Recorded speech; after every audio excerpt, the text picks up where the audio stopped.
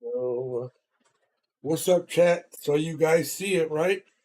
Biden has officially dropped out of the race and he is now endorsing Camel Toe Harris. This is a shocker. Not really. Recipes. I seen this coming. Recipes. Months ago, where she was out just hammering this point. She has argued that Donald Trump is to blame for Roe versus Wade. They often cite how Donald Trump has bragged about a.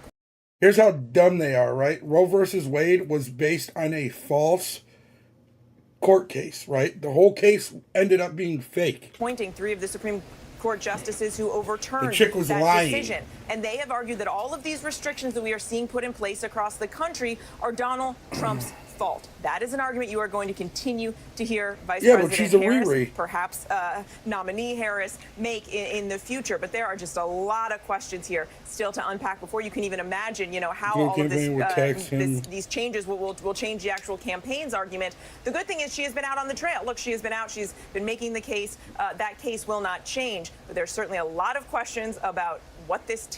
We would be the worst president in our lifetime. I will guarantee it if she wins. Ticket will look like in I'll the coming guarantee days it, and weeks, chat. Rachel. Guarantee Mary, it. thank you. I want to bring back in our political director and our Washington bureau chief, Rick Klein, because Mary does make a really good point here. We've heard from President Biden, but we have yet to hear from Vice President Kamala Harris, Rick. Technically, she hasn't even announced that she is a candidate for president, and that is a glaring omission from the discourse at this very fluid moment, Rachel. Keep in mind that up until about an hour ago, everyone in the Democratic Party was making plans to have a convention in Chicago that would do what conventions always do, which is to nominate the person who won the most delegates. Joe Biden won almost all of the delegates. Something like 97% of the delegates were Biden delegates. In fact, the Democratic National Committee was doing a Zoom call to iron out the details of what would have been a virtual roll call to lock down the nomination for him as early as the first week of August. While that call was going on, they got the news of President Biden's statement. So at that time, just getting some new reporting on this, they actually said that they'd be adjusting their guidance and trying to provide as much flexibility as possible for the delegates. You can read that in one way and say, wow, open convention, it is going to be an absolute free-for-all in Chicago. However, the fact that President Biden has already endorsed Vice President Harris speaks very loudly. Again, these are all delegates that are loyal to Biden, at least on paper. As of now, no one else has come forward and said that they're willing to challenge her. I knew it was happening. We've asked many of the offices of the people I literally that are called rumored this, to be Chad. I thinking called this about for sure. running for 1000%. president. People like Governor Whitmer, people like Governor Pritzker, people like Governor Beshear, Secretary Buttigieg, and none of them have indicated in any way that they would challenge, but none of them either have endorsed Kamala Harris. So at this hour, there's actually no one technically running, although I'd expect something from the Harris team in the coming minutes or hours from now. Then the question is what it looks like, because the party wants to make this look like it's not just an automatic, that it's not just a coronation, because Kamala Harris they lie about everything else during the primary process. Joe Biden was. Those delegates are Biden delegates and not Harris delegates. What's up, Buck? So they're going to want to create at least the impression of an open process, all while trying to make it as clean with little messiness as possible. It is quite a balancing act. And again, Rachel, unbelievably fluid at this hour. Rick Klein, thank you. I want to bring in our ABC political contributor, Donna Brazile now. Donna, what is your reaction to this news? You have been talking to Democrats within the party as they've urged President Biden to step aside. What is your reaction to the president finally making this decision? You know the crazy thing, Chet? They call me the crazy conspiracy theorist, but I'm right about everything. I respect Joe Biden, and I was prepared, as I did in 2020, to support the Biden-Harris ticket. Everybody, Joe Biden is an please make sure to hit that like for me if you could. It really does help out a lot. Throughout his entire career, he made a decision that is best for our country. Oh, man. So I know the Democratic Party will come together. It's not just Joe. Joe's just part of it. You know what I mean? We got to hope that they don't try and put somebody in that's going to really steal it from us. I want to ask you, because perhaps no one knows the rules better than you when it comes to the convention. I know, right, Lewis? How will this all play out? There are questions about whether or not this is going to be an open convention. How messy could this process be? Kamala what will it Harris. look like?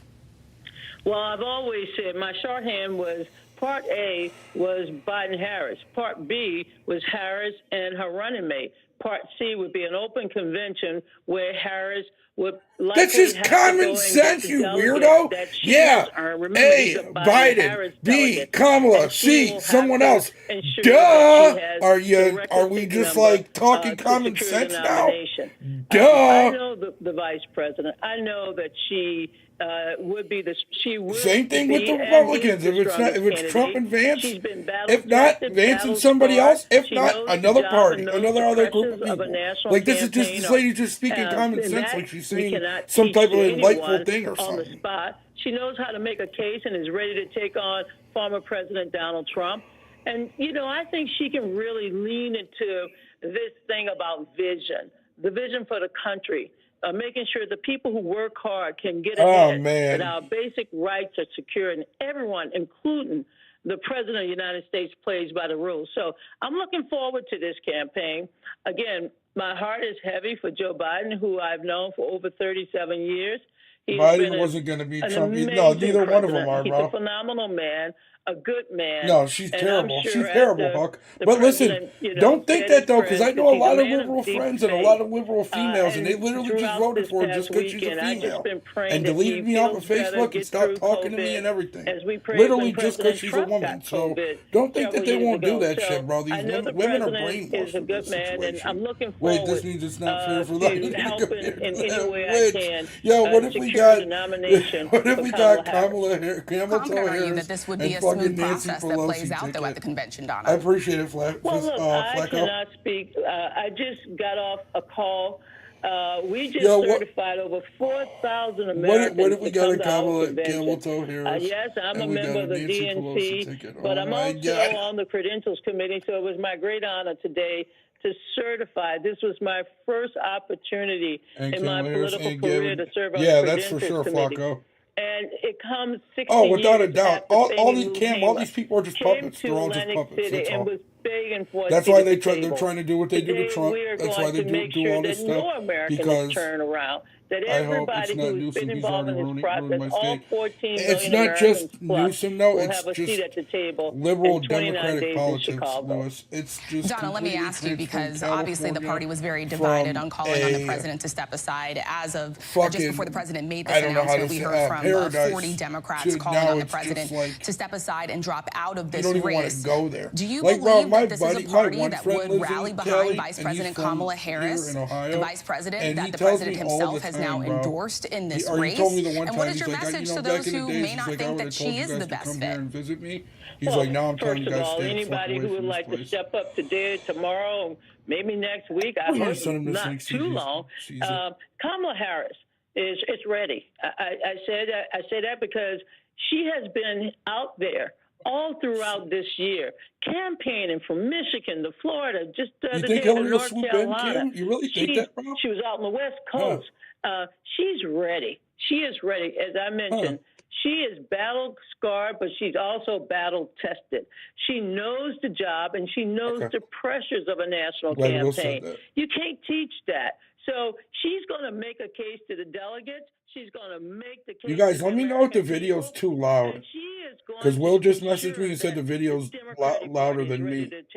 And I don't want that. Of Donald Trump. She can lean into the fight that That's crazy, been Cam. discussing.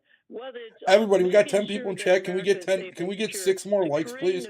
Just to get this up to 10 likes so we can get this really going. Really does help out with the algorithm. President and Vice President Harris Too low? Let me know where. Well, let me know. Okay, sounds better.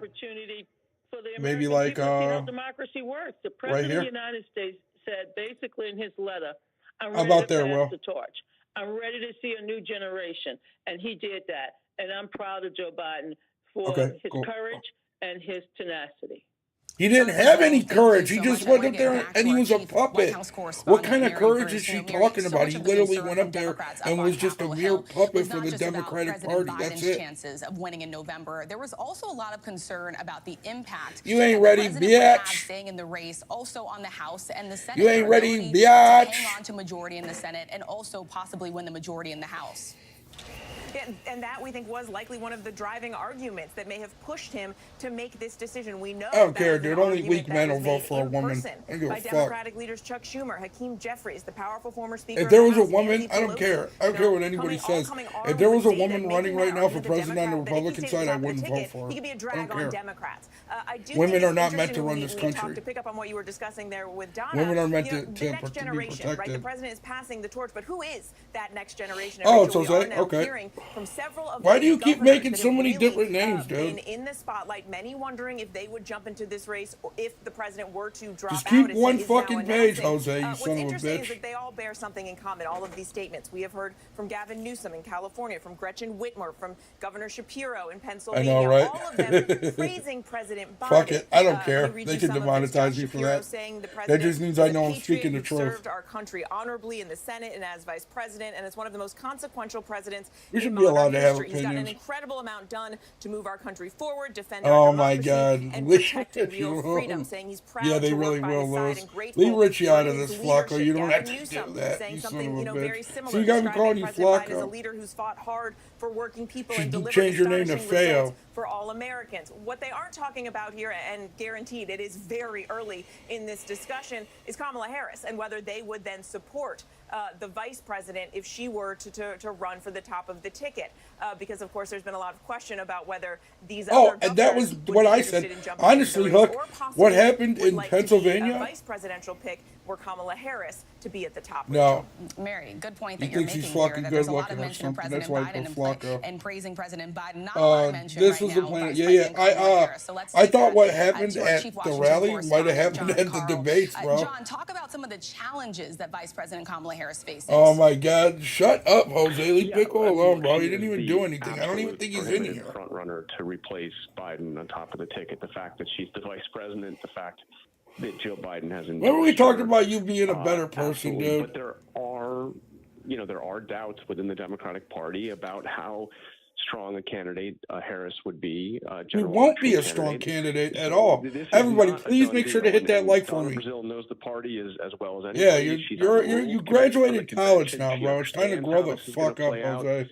But I do think it's Grow important the fuck to up. point out that in those I'm telling you that primaries, with and love. Joe Biden got 14 million votes in those Democratic primaries.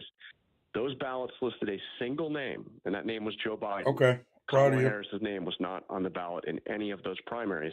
So she goes into Nice a mask. convention without a single pledged delegate. Now, neither do any Sure. of the names that welcome. Mary Bruce just mentioned. These governors that are mentioned as possible candidates. Look But at this is gonna Nancy have to play Pelosi. out. She looks like such Kamala a Harris fucking is the a prohibitive skeleton, favorite, bro. with some people in the party, Nice mask. influential voices in the Nice party, mask. who believe that No a shot competitive at process all, would actually dude. make I her a mean, stronger, listen, bro. candidate, and some There's will have a no doubt about how shot strong she would be any man, against real President man. Trump. Now, the I guess interesting there aren't a lot. Fuck. dance that a lot of these governors have to play as they consider whether or not they would try to come in and challenge Kamala Harris for the nomination. Lewis already said it. Many of those people are both potential candidates for president and for vice president.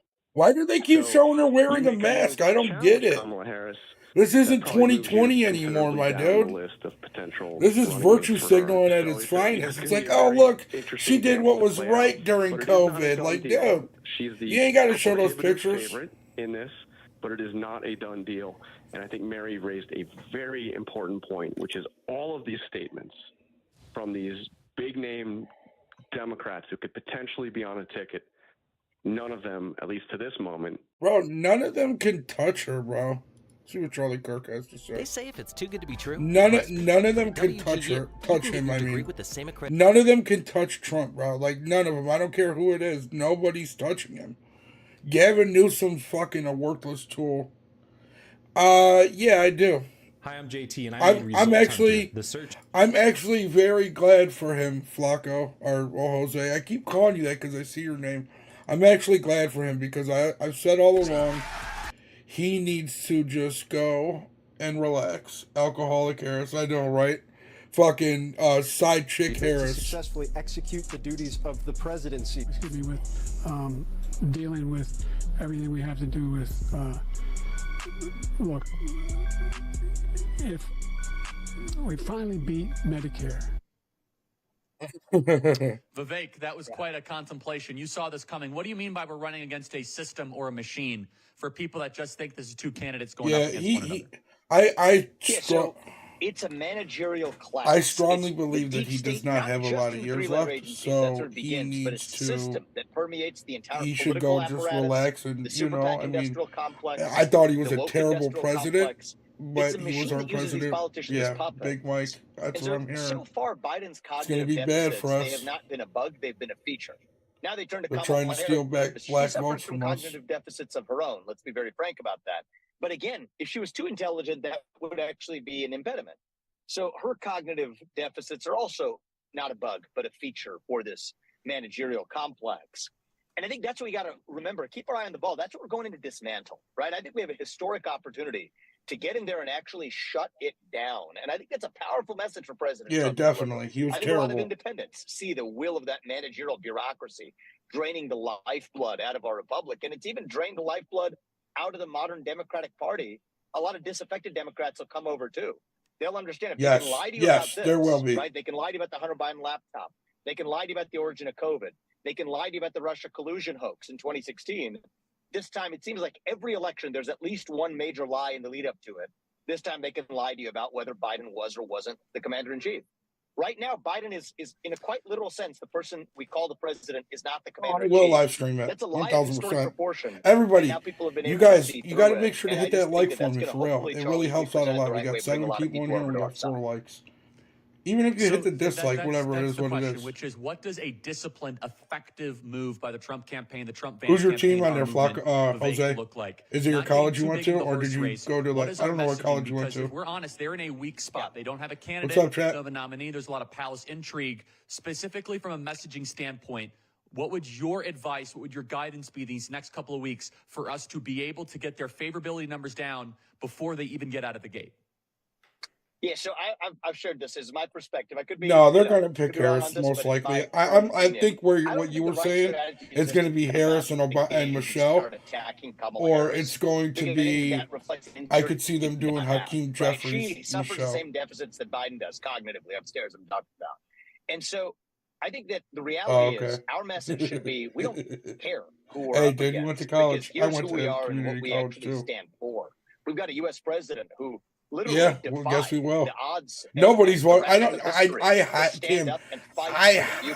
These are rare moments in highly. American history that whoever Yeah, they're they're going putting to, up, but you Michelle know, it's Obama, most Josh likely going to be Shapiro, Camel Toe. Kamala Harris. They're It going to doesn't see who matter. speaks the And so I best, think and that it's going to be the my two best people that advice could would be speak the don't go best. after In all Kamala honesty, now. I mean, I say is this somebody who Hakeem has been Jeffries plenty and Gavin critical of Newsom. her. It's just they're That's scumbags, small so compared they to how don't say big this moment anything of actually is. value. Look at They how just big know and how to historic the talk. last week has So been in if I American was history. if I were to Let's hold pick ourselves to Democrats to the go against magnitude Trump of the and Vance, moment of I'm American going to history pick that we have shaped Jeffries and and I'm bound going to ourselves pick and doorstep Gavin of. Newsom, That's, I just think, because what's they're going the to win best us this speakers. election, Even rather though, than like I resisting the said, they don't temptation, say which I think will come anything. across as They just talk. insecure They and just say dumb self-interested, and shit. it's unnecessary as well. That'd be the number one point, Charlie. Yeah, yeah. That's all Vivek, Hakeem excellent Jeffries work. I know you and got your Gavin family Newsom there. You're are. coming back They're from just a school. bunch of Thank you for making Obamas. time for They us. know how Come to on the show talk. later this week. Excellent work at the RNC. I should You get have been what, the clairvoyant, nomination? and Yeah, you've they'll seen kill. this ahead. You They'd saw kill it me, happen in bro, real if I time. was president. Vivek, thank you so much. I believe What this they race did is to just Trump, beginning. they Thank you so much. 1,000% do to me. Take care, man. Bye-bye.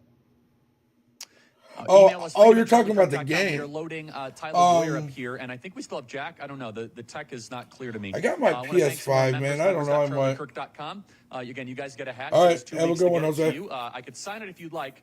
Let's go to it's Candace, Claire, Mikey, Derek, Brianna, Terry, Mary, and Kimberly. Members.charliekirk.com. That is members.charliekirk.com. You can listen to all of our episodes. That was cool advertised for us to free. get in and You're able to communicate with us see directly. Vivek. Let's see what other people are saying. I like to just watch everything. What's wrong with y'all? I mean, not what's wrong with you. I already know what's wrong. You're crazy. No, but it's like you never really, you don't come to fellowship. You just come to get. And that's not good. Because as somebody mentioned a teacher, you have a teacher within. And I'm trying to point you to the teacher so you can become an example for the world too. Dude, and when I we love run into Jesse. others and we get together, we have something to say to one another. And not just intellectually and all that crap. But you got to have, I mean, does that make sense what I'm saying? I have to pull stuff out of y'all. And That's not good. Yes, sir. Just your hand? Yes. Oh, okay. I wanted to ask you, when you say, why don't you just let yourself die? Is it a process as you're dying, or does it just happen like that, like in an instant? Good question. He want to respond. Joseph want to respond to that. Is it a process, or do you just let yourself die? It's not necessarily a process. It's like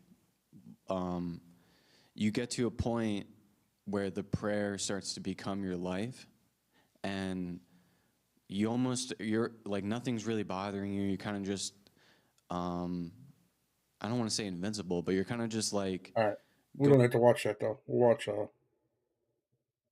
Yeah, let's go check out what X has to say.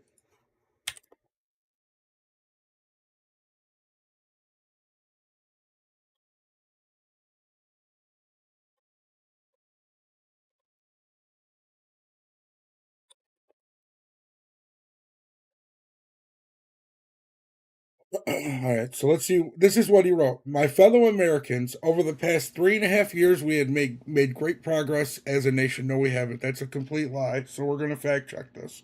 That's a lie. Lie number one. Today, America has the strongest economy in the world. That is a fucking lie. We are in a terrible economy right now. He's lied twice so far.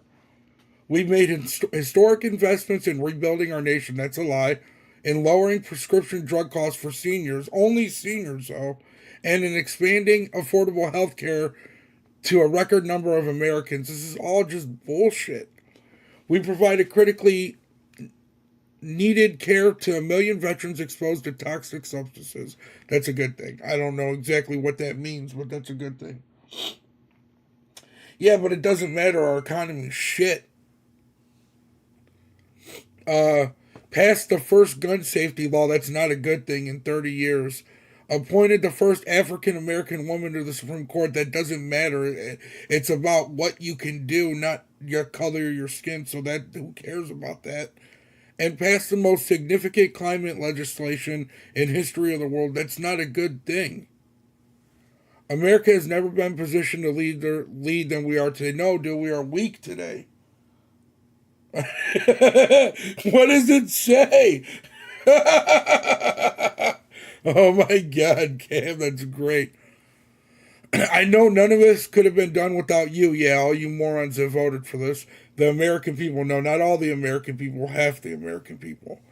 Together we overcame a once-in-a-century pandemic and the worst economic crisis since the Great Depression. We all know why, though, because of China. We protected and preserved our democracy. We're not a democracy, though. We are a constitutional republic. And we've revitalized and strengthened our alliances around the world.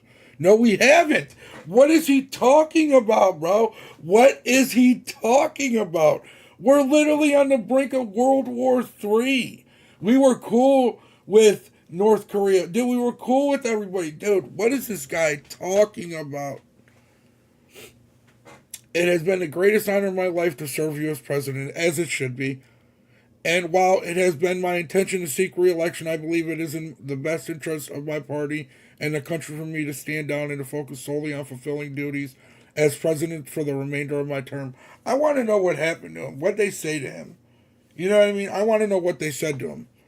I will speak to the nation later this week in more detail about my decision. For now, let me express my deepest gratitude to all those who have worked so hard for me to see me reelected. I want to thank Vice President Kamala Harris for being an extraordinary partner in all this work and all this destruction. I'll rewrite that later. We'll put destruction, cross it out. And let me express my heartfelt appreciation to the American people for the faith and trust you have placed in me. Unfortunately, that is what we did. I always had faith in our president to do the best for our country, and unfortunately he didn't. But I'm very glad that he realized that he needs to step down. I'd also like to know what they said to him. I believe today, what I have, that there's nothing America can't do. When we together, we just have to remember that we are the United States of America. And it looks like it says like Lee Buddes. So I'm going to say signed by Lee Buddes. Is that what we're saying, Cam? Lee Buddes? All right.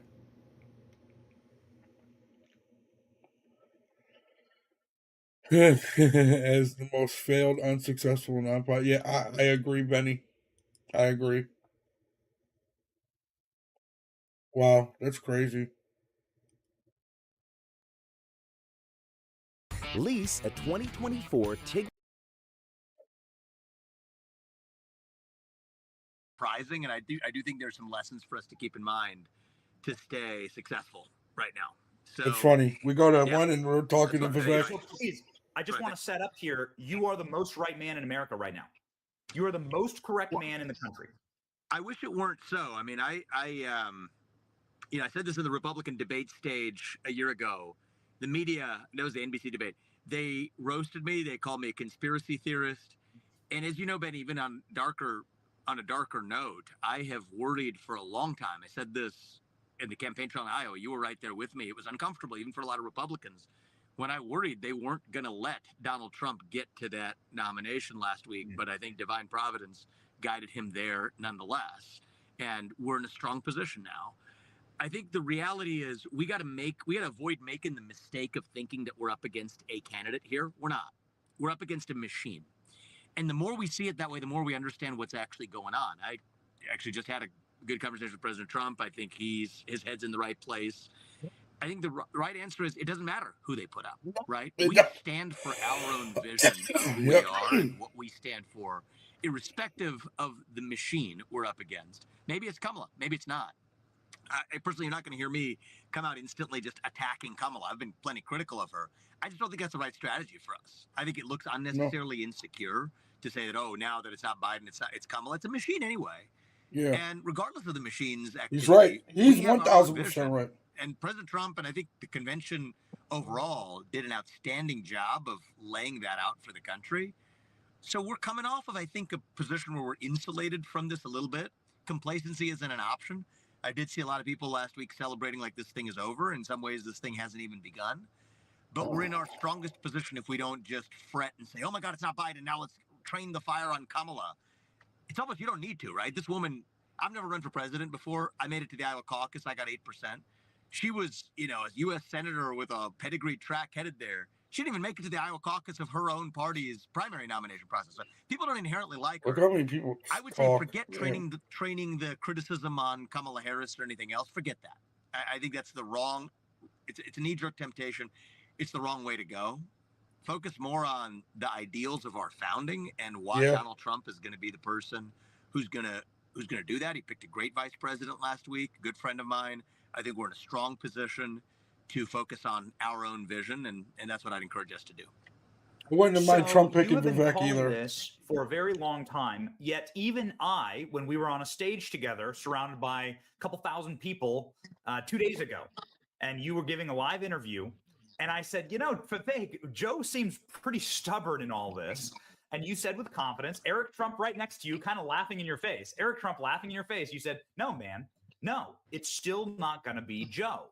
Now, the reason that I pushed a little bit on you there is because Joe is just such a stubborn old mule, right? And he's Irish, and anybody who knows the Irish know guys like Joe, and he's obviously not mentally competent. And maybe he could have just said, I'm not moving. What do you believe happened between now, between like this decision and Joe Biden saying on George Stephanopoulos Live, not even God himself will get me out of this race. He said it, Vivek. So what happened?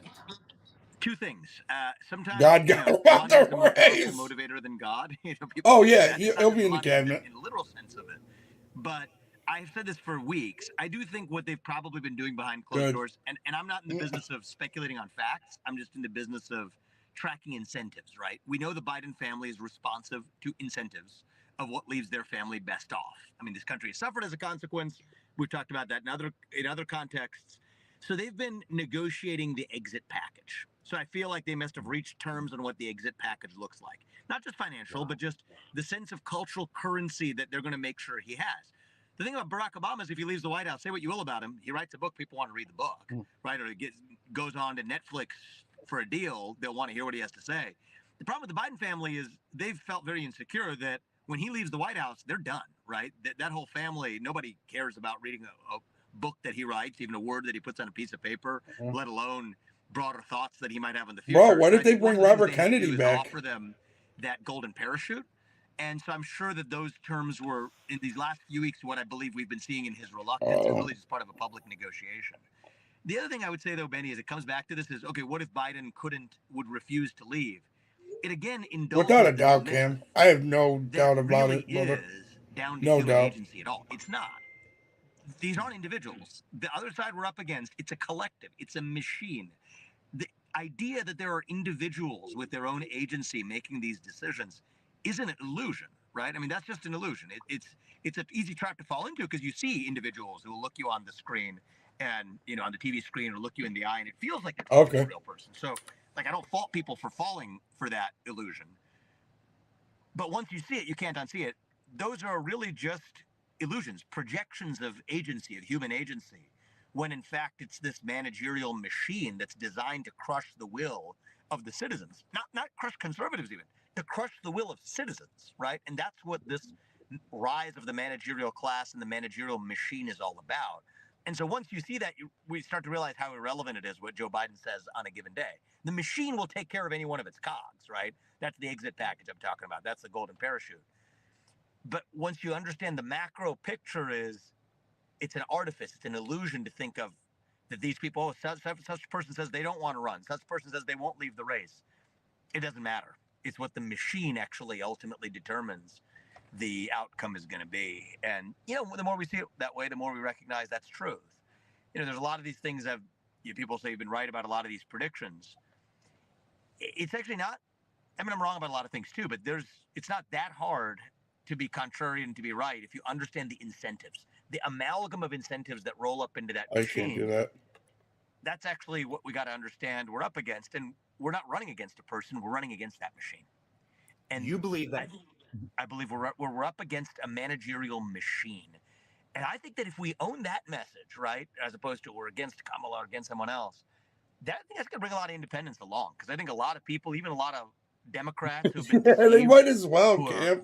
I mean, let's go get his room ready and stuff. Still deliver the landslide that I think we are hopefully on track to realize this year. And you know what? I think this could all end up being very hey, Charlie Kirk's right. Let's see what Schumer, Pelosi, and Obama have to say, because that's very important. Collusion hoax, lied about COVID it's funny because when they were pressing Nancy Pelosi about it last week, she was like getting all moody about it. Like they knew this was coming. They knew this was coming. It may go down as the biggest of those lies, actually, in U.S. history. So that creates, I think, nobody likes to be lied to, even if they agree with your political views. If you look them in the eye and you lie to them, even if they agree with you on 90% of the issues, it is more important that at least it's somebody who respects you enough to at least tell you something close to approximating the truth. And so I just think that if we approach this the right way, they might have lost a good portion of their voter base. And it's up to us to say that, you know what, you may not agree with us on 100% of things, but we're the movement that's going to tell you the truth and stand for you as citizens. And that's what I'm calling for. You make such a remarkable point that you got nearly 10% in Iowa, having never held political office, and not a single Democrat delegate has voted for Kamala Harris. Not in 2020. She didn't get a single vote. We checked. She didn't get a single vote, and not this time. And now they're going to shove Kamala Harris down everybody's throats. Quite the reversal. And it's going to be, I mean, that's the least Democratic thing I've ever heard. Yeah, for the Democratic Party, of course. Protect our democracy. Yeah. Anyway, I should, I wanted to say hello because I think you're also, I think, have a knack for understanding incentives and playing things forward. And, you know, I've enjoyed our conversations about this over the last year, but the reality is, and you've also been, you know, ahead of the curve on this. My only advice to people is follow the incentives, and usually, not always, but usually it'll lead you to the right place of where things are going. And let's continue to do that now, rolling this forward. So we'll talk soon. Really quickly, you said you spoke to President Trump. Can you just give us a whatever insight appropriate? He's confident, man. There's a reason he's the leader of our time. I thought Tucker actually captured this reasonably well at his RNC speech, and I've been, you know, sort of circling on a similar theme. He's really the leader of the country right now, right? If you look, people on the global stage, you know, even Zelensky was apparently calling President Trump, right, based on President Trump's posts.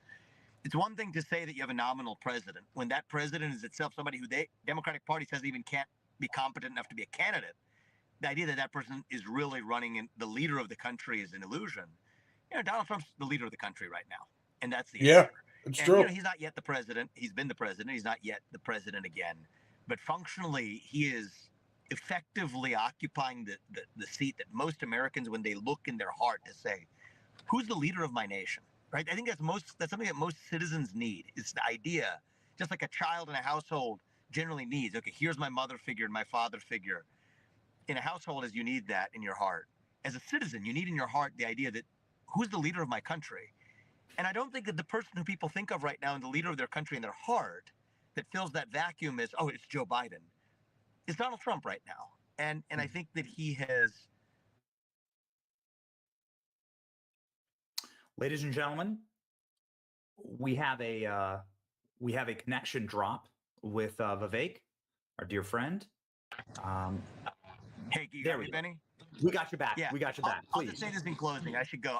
What I was going to say is Donald Trump, I think, is operating even on a different level than even he's been on. If you rewind to when he first took the presidency in 2016, True. He was a great president in that first term, but I think he's on a different level, not only than other peers who might run for U.S. president in the Democratic Party.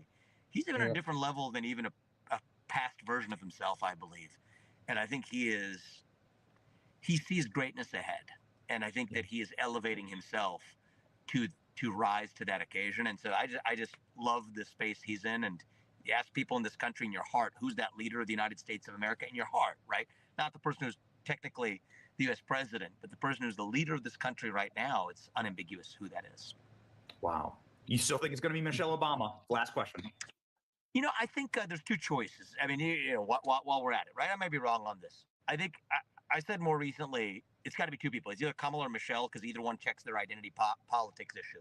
If it's Kamala, I think their VP is likely to be Josh Shapiro. Let's just take that pile out of the way. I might be wrong, but just play out the incentives again, right? Pennsylvania, think about the Jewish vote. Dude, it's crazy, Vaughn. Very big mess. Kamala is such obvious identity politics pick that the visual of that, I think, could work. And if it's not that, and they go to the drawing board altogether, it's got to be somebody who rises above the infighting that it otherwise would create on their side of this, while checking the identity politics boxes. So I continue to think those are the two options that remain. All right, we'll see, ladies and gentlemen. Vivek Ramaswamy, the most correct man in America right now, doing a victory dance. Godspeed, sir. Thank you. Nice. Continue.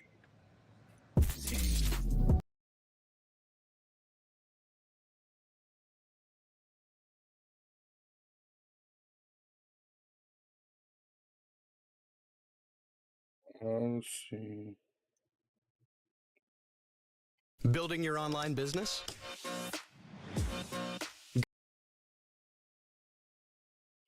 That are working. We're working on that re-election campaign, but I don't think it's terribly surprising given how the president has been operating. Yeah, they're shitting on him, Anthony, bro. Obviously, for the last 3.5 weeks, we've seen so many Democrats call on Biden to step aside. It was nearing 40. But is there a failure of imagination at play at work here amongst senior Democrats now that Biden has withdrawn from the race? Do they not know what comes next? Are they, is it hard to materialize and manifest what this all looks like, going into August, going into the DNC, going into November? Is there a failure of imagination on the parts of, say, Nancy Pelosi, Barack Obama, Chuck Schumer, Hakeem Jeffries? Okay, fine, now Biden's out of the race, but we don't know what it's going to look like here. Maybe this gambit, this gamble might It not really come is through. morbid. It's over, bro. I think you were the It's one so that brought weird. up the OBJ historical I just don't analogy. understand I it, think Vaughn. we really Like, are in I don't unprecedented understand what territory happened here. within like There 2 obviously are a days number of paths for him that to say I'm can dropping out. emerge, It's not this going COVID forward. that they're saying. I think you're going to see That's probably just a really scapegoat. frenetic. We're already seeing What a happened really within the frenetic couple past of days. couple People days decide that, whether like, or not all of they a sudden think the he's vice not- president is going to be the natural I don't- heir apparent. Obviously, the I don't president get has it. endorsed her It just doesn't make very sense. quickly afterwards. We're already seeing It don't matter, right whoever now, it is, seeing, though. more statements Trump's coming in smoking of him folks regardless. endorsing her. So I think The the process Democrats is going are to be in pretty panic quick right and now, bro. feverish. Without a doubt, in I think panic. there's going to be a lot of jockeying behind the scenes for potential vice presidential nominees. We've already heard a lot of those names floated about. Certainly, I think just logistically and practically, the vice president will go in with a lot of advantages, whether that's being able to access a lot of the money that's already been raised. She'll have the built-in donor network. So that's not to say that other folks won't step forward and try to challenge her, but I think if you were a betting person, you'd bet on her to be the Democratic nominee. Again, not to say this won't be a messy process for Democrats, but I think folks really felt like they were headed off a cliff. And so obviously going with somebody else is not a choice without risk. There's still who do you think they're going to pick, Vaughn and there, Morbid? But I think a Who lot you of guys thinking? Democrats really felt as though they had no other choice because they felt like the trajectory of the race was off. Yeah, Anthony, just lastly, though, I mean, the party apparatus doesn't make a decision like this. Joe Biden doesn't come to this decision without, the second, third, fourth order effects in mind and how they're going to play out, right? I mean, they don't just make this decision on a whim here. Crazy, Monica. Right? I mean, they think about that. Absolutely, and I think that's probably part of what's taken us up until this point is they have tried to think about a lot of those impacts and really have wanted to hear from the wide variety of the conference. You've seen a lot of progressives call for President Biden to stand aside, but then folks like Joe Manchin, who are on the very farther side, I guess he's now an independent, but very moderate Democrats also. So really trying to sound out the party and feel like there's consensus. Don't look here. good for I think them that right now. partially explains what's taken us so long to get to this point. But yeah, I think there's certainly been a lot of thought as to how Democrats can minimize the disruption that changing nominees at this point in the process will cause, and how best to hit the ground running and again begin sort of affirmatively prosecuting the case against Donald Trump in their mind, something they haven't been able to do for the last 3 months as this has been sort of a chaotic moment for them. Yeah, and I did want to ask you about maybe hitting the ground running. Only viable options here. Harris states have voted in the primaries. Republicans will sue anyone else. I think, yeah, you're right. I was thinking if they go with Harris, it's going to be bad. Who do you think that she'd pick as a running mate, though? Yeah, she's terrible. Unfortunately, though, Monica, like I was saying earlier, there's so many women I know that voted for Biden just because he had Harris and she was a woman. There's so many women be like, oh my God, first time ever a lady gets to be president, not realizing how terrible she would be for our country. I think I think so. Who do you guys think she'll pick as her running mate? Think it's Big Mike? Political reporter. I know you're doing such a great job there. Do you guys think it's Hakeem Jeffries? Gavin Newsom? We appreciate you jumping on so quickly and breaking it all down. Whoopi Goldberg. Thank you so much. All right, let's continue. Oh my God, I love it. I love it. Live picture there at her I love it. Oh my God, they are canceling The View too, so it runs in line with her not having a job anymore. You might be onto something, Vaughn. You might be onto something. President Biden has decided to step aside there and make room for the next person to head closer to November. Good for him, though, man. He's too old, bro. He's too old. He needed to go. Over the past 3.5 years, it's not even about his age old. He's just old and he's old. You know what I mean? Like my life to serve as your president, and while it has been my intention to seek re-election, I believe it is in the best interest of my party and country for me to I know, right? down and Let's to just start moving him in now. on fulfilling my duties as president for the remainder of my term. He also said, I will speak to the nation later this week in more detail about his decision. All right, you're watching live now from Fox. Thank you so much for tuning in. Let's slide away now for a quick 2-minute break. That's very true. And Biden didn't drop out of the race until after the attempts to imprison and assassinate Donald Trump failed. Do you think that this is a coincidence? Oh my gosh. Holy shit, Cam. That's a fucking heater right there, boy.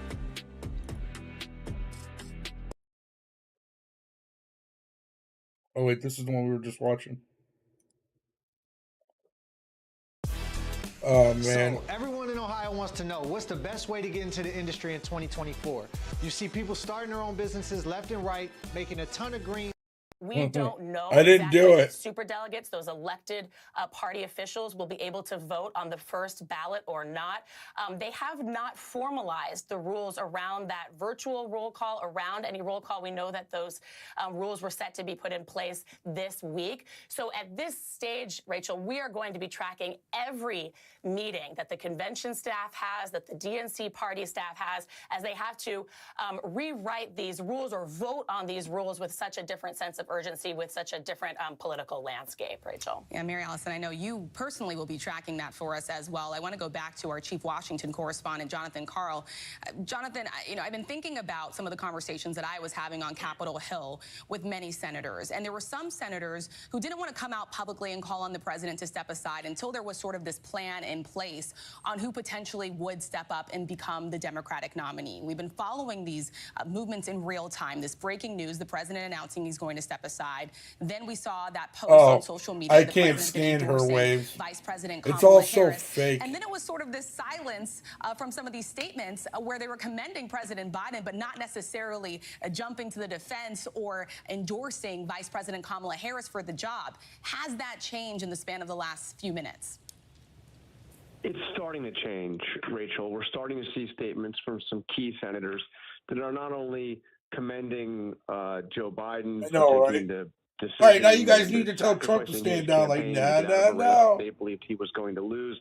Trump might be an old man, but he's not an old man like Kamala that. Harris. Not yet, at least. Let me just mention a few key ones. Tammy Baldwin, the Democratic senator from the ever so important state of Wisconsin, put out just blanket endorsement today. I'm proud to endorse Vice President Kamala Harris for President of the United States. And then we have the two senators from Virginia, another key state Democrats must hold if they're going to win in November. Tim Kaine, of course, who had been Hillary Clinton's running mate, saying in his statement, I'm looking forward to working with my friend Kamala Harris and a great ticket mate to keep Virginia blue. And the senior senator from the state of Virginia, Mark Warner, putting out his statement, again, praising Joe Biden, saying the nation owes Joe Biden a debt of gratitude. But when he's done with all that, he ends his statement by saying, I believe Vice President Harris has the experience, energy, and resolve to lead our nation. This November, we must defeat Donald Trump and his backwards agenda. Now, in his statement, Warner says that the decision is ultimately up to the DNC delegates, which is just a fact. But all three of those very key senators saying it's Kamala Harris. And I'll add a fourth, since you asked, Elizabeth Warren, of course, who ran herself against Joe Biden in 2020. Look at him. Saying that Vice President Harris is the person who was chosen by the voters to succeed Joe Biden if needed. She can unite our party, take on Donald Trump, and win in November. So you still have some notable individuals, leaders in the party, potential They both do. national figures who have not endorsed Kamala Harris or even mentioned her in their statements. But now you are starting to see a bit of a coalescing around the idea that Kamala Harris should be the one on top of the ticket now that Biden is out. John, you were the very first one to report and break the news that Senate Majority Leader Chuck Schumer had urged President Biden to step aside. How critical will it be for these Democrats to hear from party leaders, serious voices in this party, like the Clintons, like Senate Majority Leader Chuck Schumer, Hakeem Jeffries, Jim Clyburn, even Nancy Pelosi? Well, I think it's incredibly 34. important. These are the leaders of the party, and I believe what you will see from them is an idea that this process, which is obviously has to be expedited, 34. Needs to be orderly. There still is a view among some of those leaders you just mentioned that it's actually best for Kamala Harris, if she is to be ultimately the nominee, or for whoever it is, to have some kind of a process and it not be seen simply as a coronation, a hand and you're the one, Kamala Harris, to have some kind of a process. I would be surprised. Shut up.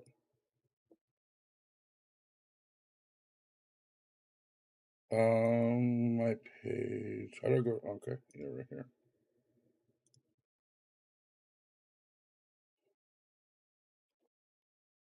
the hell? And I like it.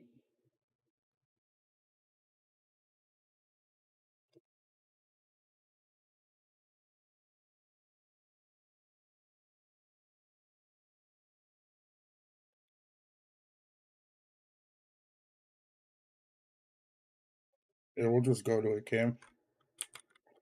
Usually when I like it, it should be right there.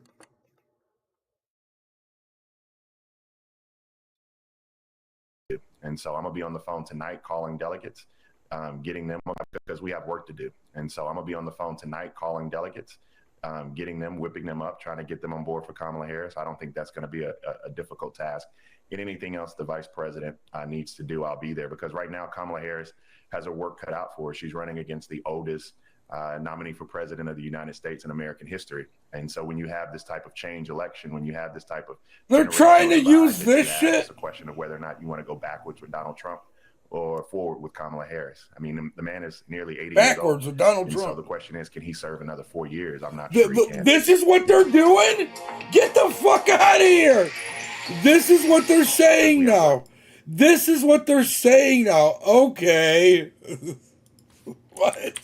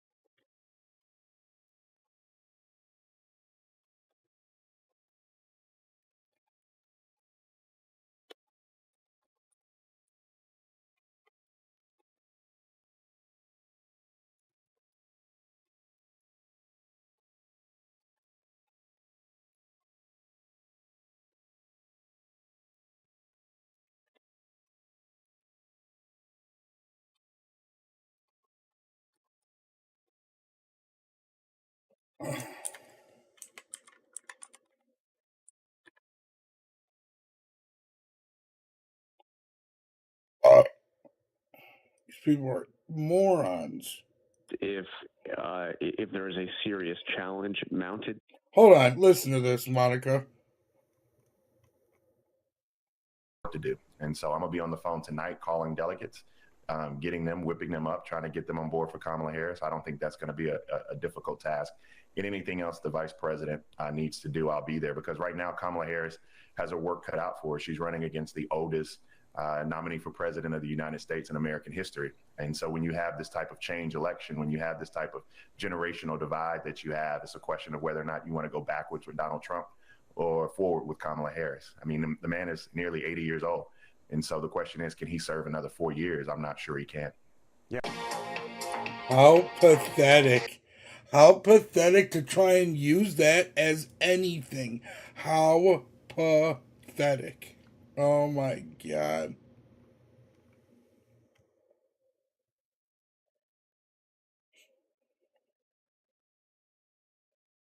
How are you going to use the age thing at all?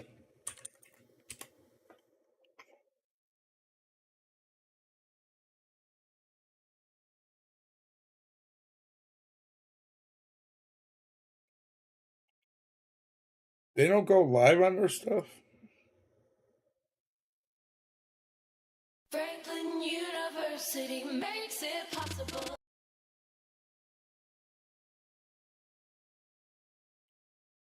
Yeah, that's so pathetic, dude. I'm sorry. It is all there. And again, oh, yeah, This we're watching historic the Ohio day, Jones. Joe Biden dropping out. Absolutely. Well, I was just listening to you and Jack, and of course, you've nailed it. You had a uniparty with different criminal syndicates that would fight with each other, but agreed on the whole globalist New World Order, World War III, open borders agenda. But now with Trump, the beachhead we've been forming for 8+ years has now basically taken over most of the Republican Party. That process is about 70% complete. The power structure is in total panic mode. That's why they brought in the hot coup. Okay, we now know there was a stand down. We now know they pulled the security off. We now know they're covering what really happened. And I personally, in the last 48 hours, have talked to the top sniper in the world, a bunch I of know, Delta right? Force top people. They're all, by the way, It's break those crazy. bounds and come on the It's show, crazy. my show It's tonight crazy, and Morgan. tomorrow. I'm sure you have the same contacts. So I'll be coming funny. on with you. These are some of these are very well known names. I'll just leave it at that. And they say definitely a stand down, definitely another shooter, definitely a cover up, and they're going to go after Trump again. This isn't a secret. Trump is bringing in with Eric Prince as an advisor to bring in a lot of former Delta Force, which are never former, and others to form a real security team around him. All of my sources concurred that they are going to make another move on Trump, probably poisoning, but they'll also try anything else they can. This is a maximum alert for the Republic. Trump was already super dominant, not just here, but worldwide, more famous than John Lennon and, 10 other Elvis combined with John Wayne. He's the real John Wayne. John Wayne was great, but this is George Washington 2.0. Trump is now the most famous person in the world, going back really over the last 100 years, but he's not infamous like Hitler. He is a hero, and America is about to really have the soft power again to really be dominant and promote freedom worldwide. The old elite is a cornered animal, and this attack last Saturday, 8 days ago, was a sign of their total desperation, but we need to have maximum effort and prayer and political focus. They're going to try to steal it again. I know that Trump was briefed by the individuals that I spoke to yesterday and today. I've been on the phone for hours yesterday and today with these individuals. And they were basically concurring with the analysis that you put out. I love Alex Jones. And they have specifically Hey, met with Trump on Wednesday you don't have and to on be. Thursday and with his He's chief right of about staff. 90% And of they the stuff understand that how he serious says. So the situation is. So this is a literal battle for the heart and soul of America. We're trying to peacefully take it back to the legislative and executive and judicial, and of course through the voting process of the American people in our republic. But the deep state is totally desperate on their last legs in their death throes. you ever We're see in a him literal death do the row right now. story So this is the about type of Bohemian maximum effort. Grove? We don't Fun? just have the 100 and so days of Crazy, the election. crazy shit. We have the 79 days of what I'm going to call hell. When he's president-elect, the globalists have already said they're going to trigger mass riots, civil unrest, bill it as racial, and then try to put so much pressure on the country in those 79 days that somehow Trump will not make it into office on January 21st, 2025. He might be a this kook, but he's this right about is 90% of the shit he incredible says, time bro. in history that we're experiencing. And then separately, Maybe I know even Jack more. has a lot of incredible intel. So do I about the sophisticated explosives, according to high-level federal forces that were there who were good guys, saying this person 100% had help. He was brought in. He was protected. He was allowed to get a gun on the roof. And the trajectories and the audio and the forensics from experts are confirming that there's multiple types of guns being fired, basically with the decoy on the roof who did shoot. And there's someone I haven't firing heard from the that. window below, probably on the water tower. And we have it all slowed down. We have people being hit by the bullets. We have all of this right now that Trump literally survived triangulated fire that killed JFK in Dallas in 1963. This was the hand of God on this nation. It is all happening right now. And I don't even have words to describe how incredible this is and how honored I am to be with you men and women on the front lines of restoring our republic, stopping World War III, and defeating the New World Order. Elon Musk is totally on our side now. He's all in. So many others are coming all in. And so this is the moment we need to let the establishment know. We know this is an inside job. We know you stood down. We know Mayorkas is behind it. And don't you dare try it again. That is so critical right now to let the establishment know we're aware of what you've done. And you're not gaslighting us. So, What so link? Alex, in What your link is it, opinion, Vaughn? what should You could Donald send Trump it to be me most on cautious of or worried about X or going into the next couple Instagram months? or on Twitter. Because the sinister forces against him are not going to stop. Well, I spoke to JSOC commanders. I'm talking about. I'm not going to say any more than that. Former, current, high level. And when they go on my show today and tomorrow, most people in the military know their names. Most of the public knows their names. These are very famous people. And number one top sniper, 2 mile shot, all of them. Okay. And they've led major teams around the world, diplomatic stuff, prime ministers, presidents, and they are saying that obviously there are fake plastic gloves that look like normal skin, and that they're worried about a poison, concentrated fentanyl or many other poisons, that someone will try to shake Trump's hand at an event. He cannot shake anybody's hand. They are going, I know Trump's already aware of this, they're going to try to poison his food. So number one thing is poisoning. They're going to go for that because they don't want this. Yo, you guys still in here? They don't want the I'll spectacular. show you guys a kill this Raven time. disseminator in a But they're second. still going to try to shoot him. They concurred that they could sabotage their plane. That's got to be every part of that check. They got to watch who's on board of that constantly. He might want to have 3 airplanes and switch airplanes last minute.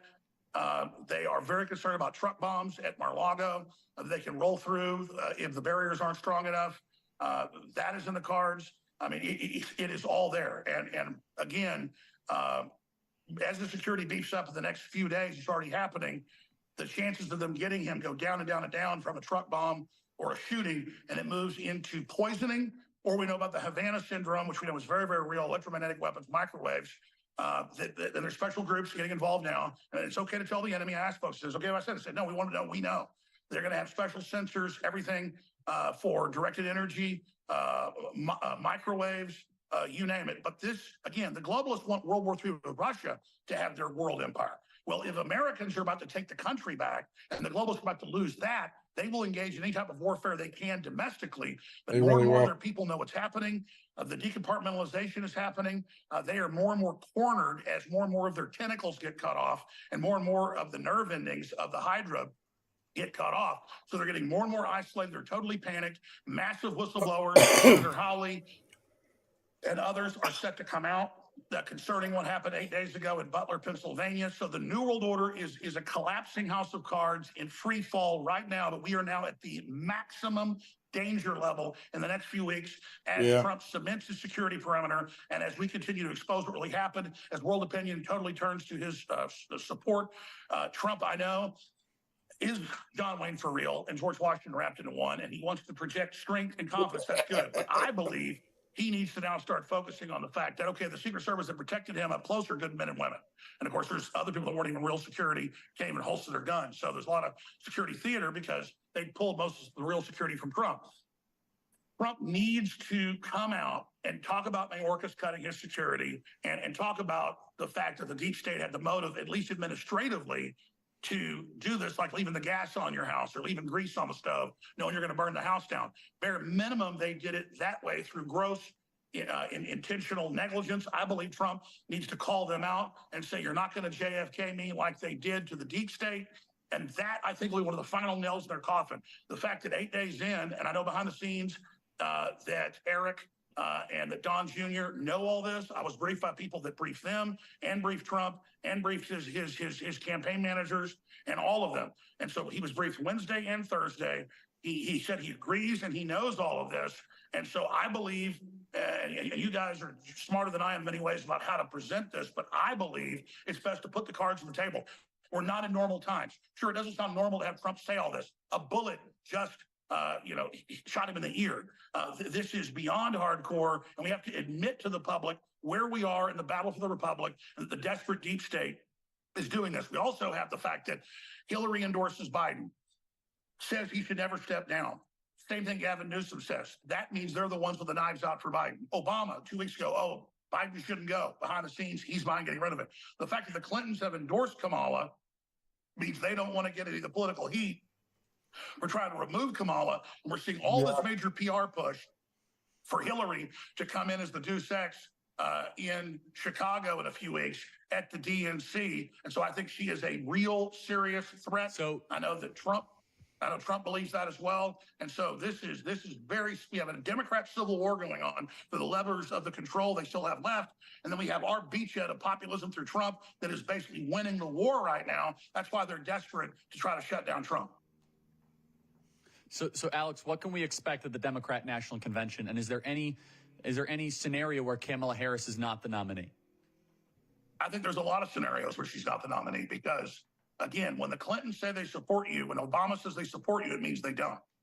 Just like with Biden, behind the scenes, they said resign, but they're telling the public we love him. And so they're all jockeying to decide who will be a better servant, Newsom, Whitmer, Kamala Harris, or Hillary Clinton. But Hillary still has the apparatus of the bureaucrats that are loyal to her inside the power structure. And if people think that they won't try to insert her, maybe as Kamala's vice president, then they get rid of Kamala. They are fools. You don't see hundreds of news articles pushing Hillary the last 48 hours. And the intel I got was he told them he would step down on the 17th. So 3-4 days ago. Was that Wednesday? Was it Tuesday? He said that he said he would step down then. He said he was sick. He said if he has an illness, he'll step down. I said on the show then, that's it, he's done. He'll be gone by Saturday. I said the 20th or Sunday. And then now that's happened. And so you see all this in play. The enemy is very badly coordinated. Again, they are on their last legs. Most people in government do not support them now, or in corporations. So they're obviously working with some foreign intelligence groups on this.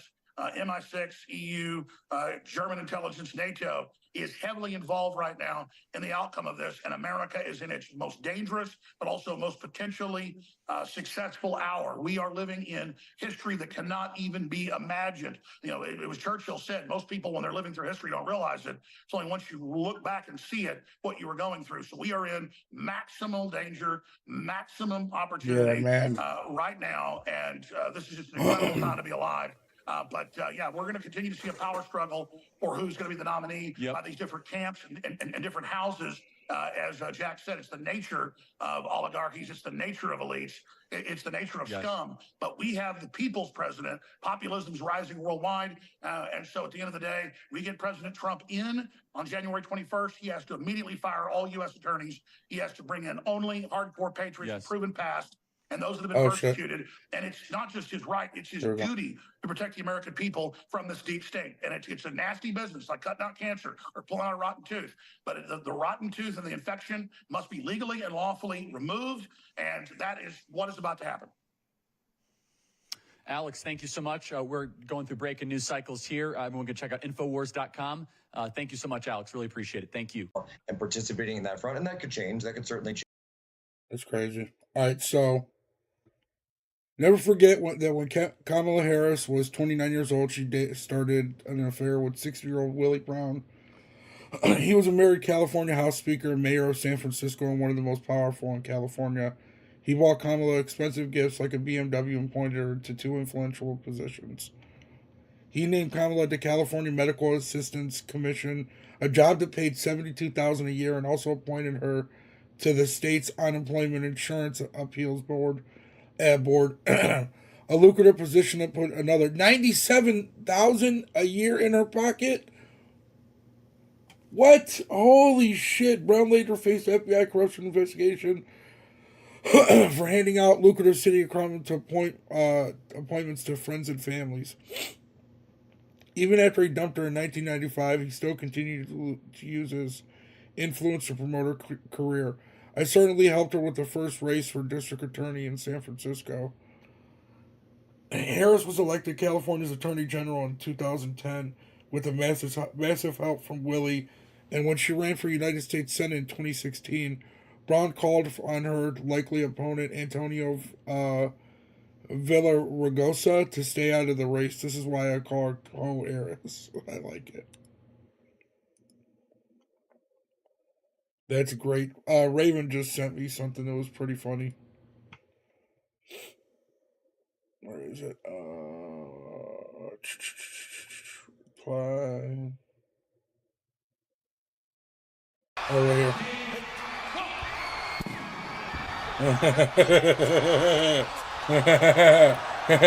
Democrats and escorting Joe Biden out. That's so funny. Stop talking about the failed assassination attempt on Donald Trump. That needs to be investigated like January 6th. But number 2, we also need a massive investigation into who exactly is running the White House right now. Yeah. Okay, I want to play this piece of tape here. Chris Coons is crying on live television. We're still loading it. Members.charliekirk.com. Make sure you guys download the Real America Voice News app. That is the Real America's Voice News application. We're honored to be live on Real America's Voice as this breaking news is happening. Yeah, and those are great. Let's play cut 25. Chris Coons is crying on live television. Joe Biden is grounded. He's grounded in his faith, in his family, and in our state. Excuse me. What This was a very difficult are you decision. crying about, you weirdo? See that I have 2 really big monitors on here as What exactly is there to cry about? Kimberly and Gregory, you guys, charliekirk.com. Tyler, there are so many unfolding dynamics here, but we must remember the boring stuff is what is going to determine this election. Away from the sexiness of Trump v. Kamala, Trump v. whomever, It is voter registration. It is ballot chasing. What have we been doing at Turning Point Action to help move that ball forward? And what should our emphasis and focus be in the next month or two? Charlie, make sure you're unmuted, Tyler. I'll brag on our team because we came right out of the RNC convention, flew directly home. We had our team in Michigan, and I want to give Miguel, who's on our team, an incredible shout out. They were registering I'm listening. hundreds of new people who, again, this after the assassination attempt, everything, all this disaster is going on with the Democrats. The beautiful part is neighbors and people who have never engaged are waking up. And so you have to remember that in your local community, we've got people on the ground in these key target states at Turning Point Action, but everything starts at home on your own street. And you can get started right away by downloading the Turning Point Action application. You can find it anywhere you get your applications, and you can start talking to what we call low propensity voters. Those are people who are less likely to vote. They didn't vote in 16 or 20 potentially. And we need your help contacting, communicating with those people, making sure that they're registered, making sure they're getting their ballot on time, and turning it in, because this is the too big to rig mentality, which is get out there, get out the vote in record numbers like we've never seen before for the Republicans. Since last election, we know Donald Trump is a election machine. He is a ballot generating machine, and we've got to maximize absolutely every corner, take nothing for granted.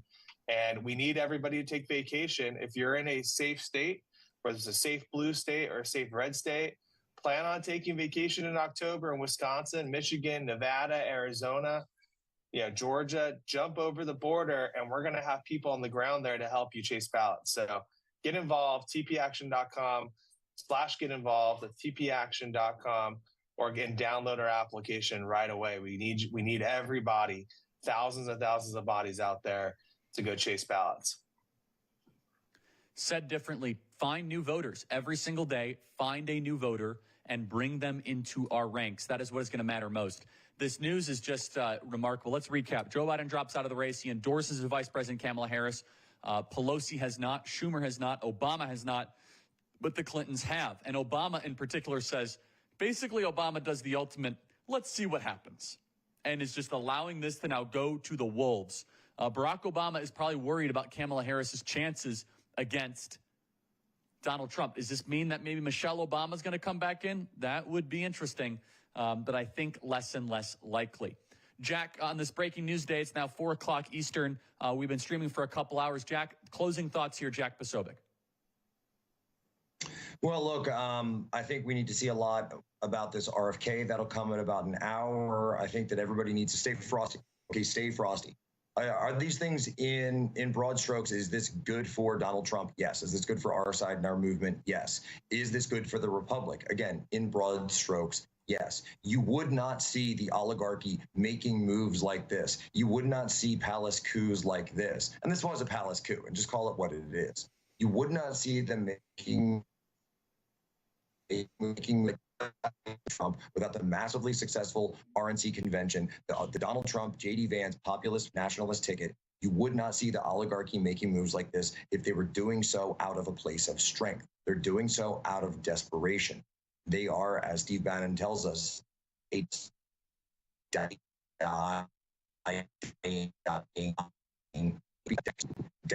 deadly as a wild animal with rabies when cornered into reaction. Put it back up against the wall, they're going to react. So everyone needs to be very, very vigilant over the next 48 hours. And then again, the 106 days is what Tyler is talking about there. The work needs to drip down, continue to file those ballots, because I guarantee you, that is what all the George Soros C4s are doing. That's what Clyburn and all of his C4 buddies are doing. They are banking ballots. And so while all of this House of Cards stuff goes, Clue/House of Cards stuff goes up at the higher levels, understand that the machine is still in place. All they're doing is installing a new puppet on the top of it.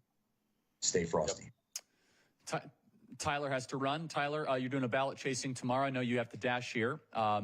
I also want to thank, again, the members. You guys, when you guys become a member, members.charliekirk.com, you get behind all the important work that we are doing.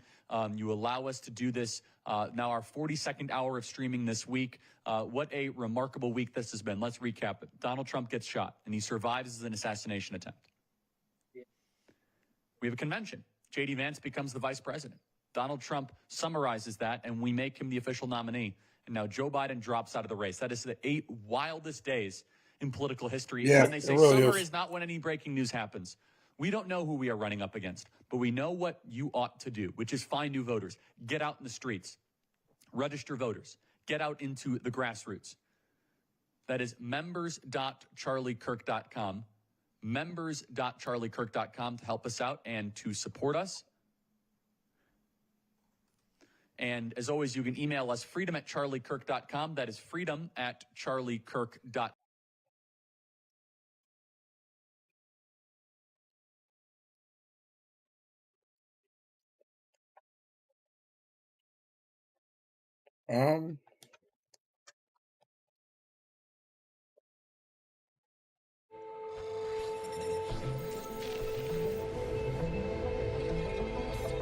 J.D. Vance this fall. Senator, I just got a statement, or we just got a statement from Vice President Kamala Harris. It's a bit lengthy, but given the significance of the moment, I'm going to read it in full because it's also very telling. On behalf of the American people, I thank Joe Biden for his extraordinary leadership as President of the United States and for his decades of service to our country. His remarkable legacy of accomplishment is unmatched in modern history, American history, surpassing the legacy of many presidents who have served 2 terms in office. It is a profound honor to serve as his vice president, and I am deeply grateful to the president, Dr. Biden, and the entire Biden family. I first came to know President Biden through his son, Beau. We were friends from our working days together as attorney generals of our home states. As we worked together, Beau would tell me stories about his dad, the kind of father and the kind of man he was. And the qualities Beau revered in his father are the same qualities, the same values I have seen every single day in Joe's leadership as president. His honesty and integrity, his big heart and commitment to his faith, He was fucking and his terrible. family, What's this lady and his talking love of about? our country and the American people. With this selfless and patriotic act, President Biden is doing what he has done throughout his life of service, putting the... This is an NBC News special report. They just cut her Here's off. Hallie Jackson.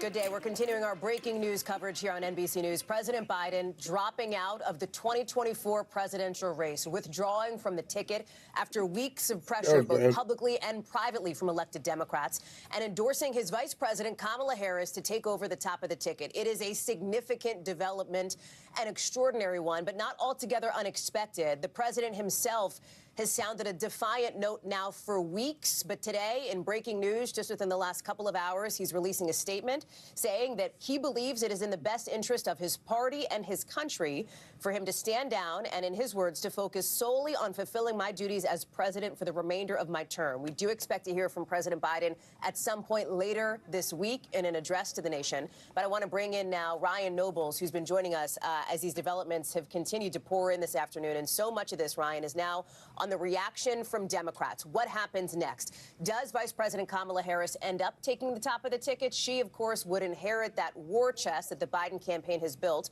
over the course of the last year or so. But there are others potentially who could be in the mix, and notably top Senate and House Democrats, while expressing admiration and gratitude for President Biden for what he's done, have largely stopped short of endorsing Harris as well so far, Ryan. Yeah, and included on that list, the former President Barack Obama, who's also endorsing an open process and is yet to come right out and support Vice President Kamala Harris at the top of the ticket. I think we find ourselves in a situation here, Hallie, and the one thing that seems to resonate with me more than anything in this flurry of statements that we've received from Democratic members of Congress and prominent Democratic politicians over the last 2 hours since the announcement was made by President Biden that he's not going to seek re-election is an overwhelming sense and yearning for the party to unify and to unify as soon as possible. And yes, more than have not have come out and said that they believe that Vice President Kamala Harris should be the eventual nominee. But you see baked into a lot of these statements a recognition that there does need to be some sort of a process, perhaps even a competition before she is just given the responsibility of taking over this party's nomination and then subsequently taking on Donald Trump in the fall election. And so how that manifests itself, it seems pretty clear that party leaders are still trying to figure out. This is uncharted territory that we find ourselves in. There hasn't been a situation like this in decades. And so whether that means that Kamala Harris, who's already made it clear that she's prepared to fight for that nomination, is challenged by someone else, they go to the convention and she wins it easily, but there is this recognition of a process that remains to be seen. No one else at this point has raised their hand and said that they want to be part of that conversation. The whole government's corrupt, Ron. The early stages of this show, first of all, the Democrats seem to be somewhat relieved that President Biden has decided to exit the stage. Many of them feel they're applauding his record of service. They feel fortunate to have worked with him. I'm not going to lie. Whatever happens, happens. But they I'm do glad seem happy that he and dropped out satisfied because that he he's was decided to clearly hand over the in mantle decline. to someone else. The question is, how does a Vice President Kamala Harris become the Democratic nominee? There's a logistical question that needs to be answered in terms of how that process plays itself out, Hallie. But then there's also a support question that needs to be answered. Does she have the support of the Democratic Party writ large? It seems to be an answer to both of these questions that Democratic leaders want to get answers to as soon as possible. Yeah. And Ryan, let me just read the statement from Vice President Harris that is coming into us in literally the last 5 minutes. After thanking President Biden for his service and for what he's done for this country, the Vice President says, I'm quoting her here. She says, "I am honored to have the president's endorsement, and my intention is to earn and win this nomination." She later says that she will do everything in her power to unite the Democratic Party and unite our nation to defeat Donald Trump and what she describes as his extreme Project 2025 agenda. Let me go to Monica Alba, who is live for us outside the White House here. Monica, help us understand how this came together, because the signals, even as recently as Friday, Saturday, just about 48 hours ago, had been that President Biden and his top campaign staff seemed fairly defiant and fairly dug in that he would continue to remain in this race despite those calls for him to withdraw. Hallie, even a couple of hours and minutes before this statement came down formally from President Biden, those who were working for him thought that he was completely committed to staying in this fight and staying in this race. And I have to tell you that even some very senior leadership last night was under the impression that the president was going to continue with his reelection effort.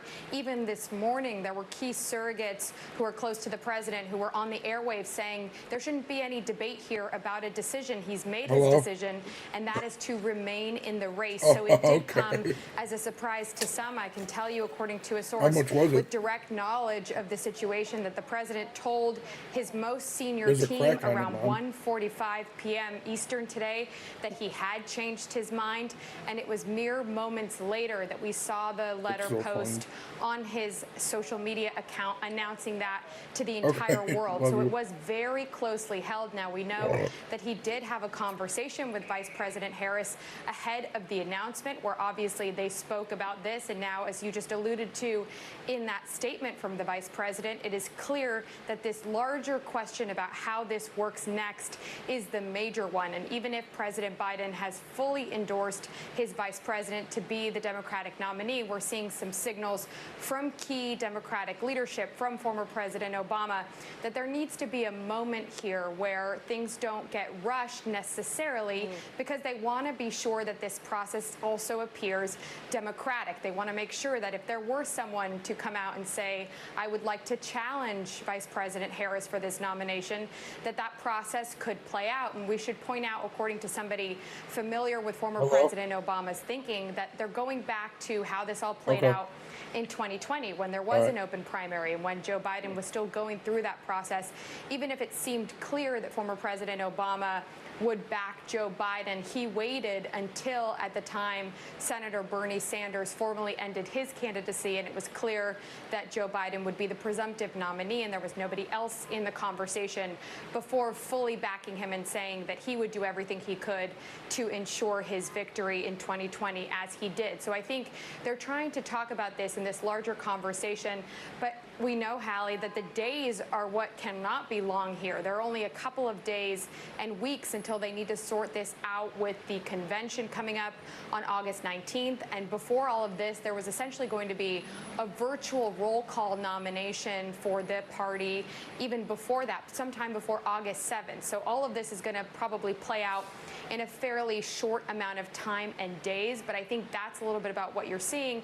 And also from people who are very close to the former president, Barack Obama, and to President Biden now that I've spoken with, they want to be sure that this moment is about Joe Biden and about this incredibly difficult decision that he has made and about this moment to try to take stock in what has occurred historically. And so I think the next also major moment that we could see here is when we learn more about how President Biden comes out and addresses all of this in a speech to the nation. He can't do that today because he is still positive for COVID and isolating in Rehoboth Beach, Delaware, with a very sore throat, with some hoarseness and a cough, we understand.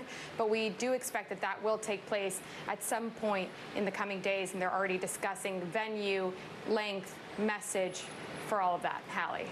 Monica, that's critical reporting and exactly the question that I was going to get to with you, because remember, President Biden is, of course, recovering from that COVID diagnosis.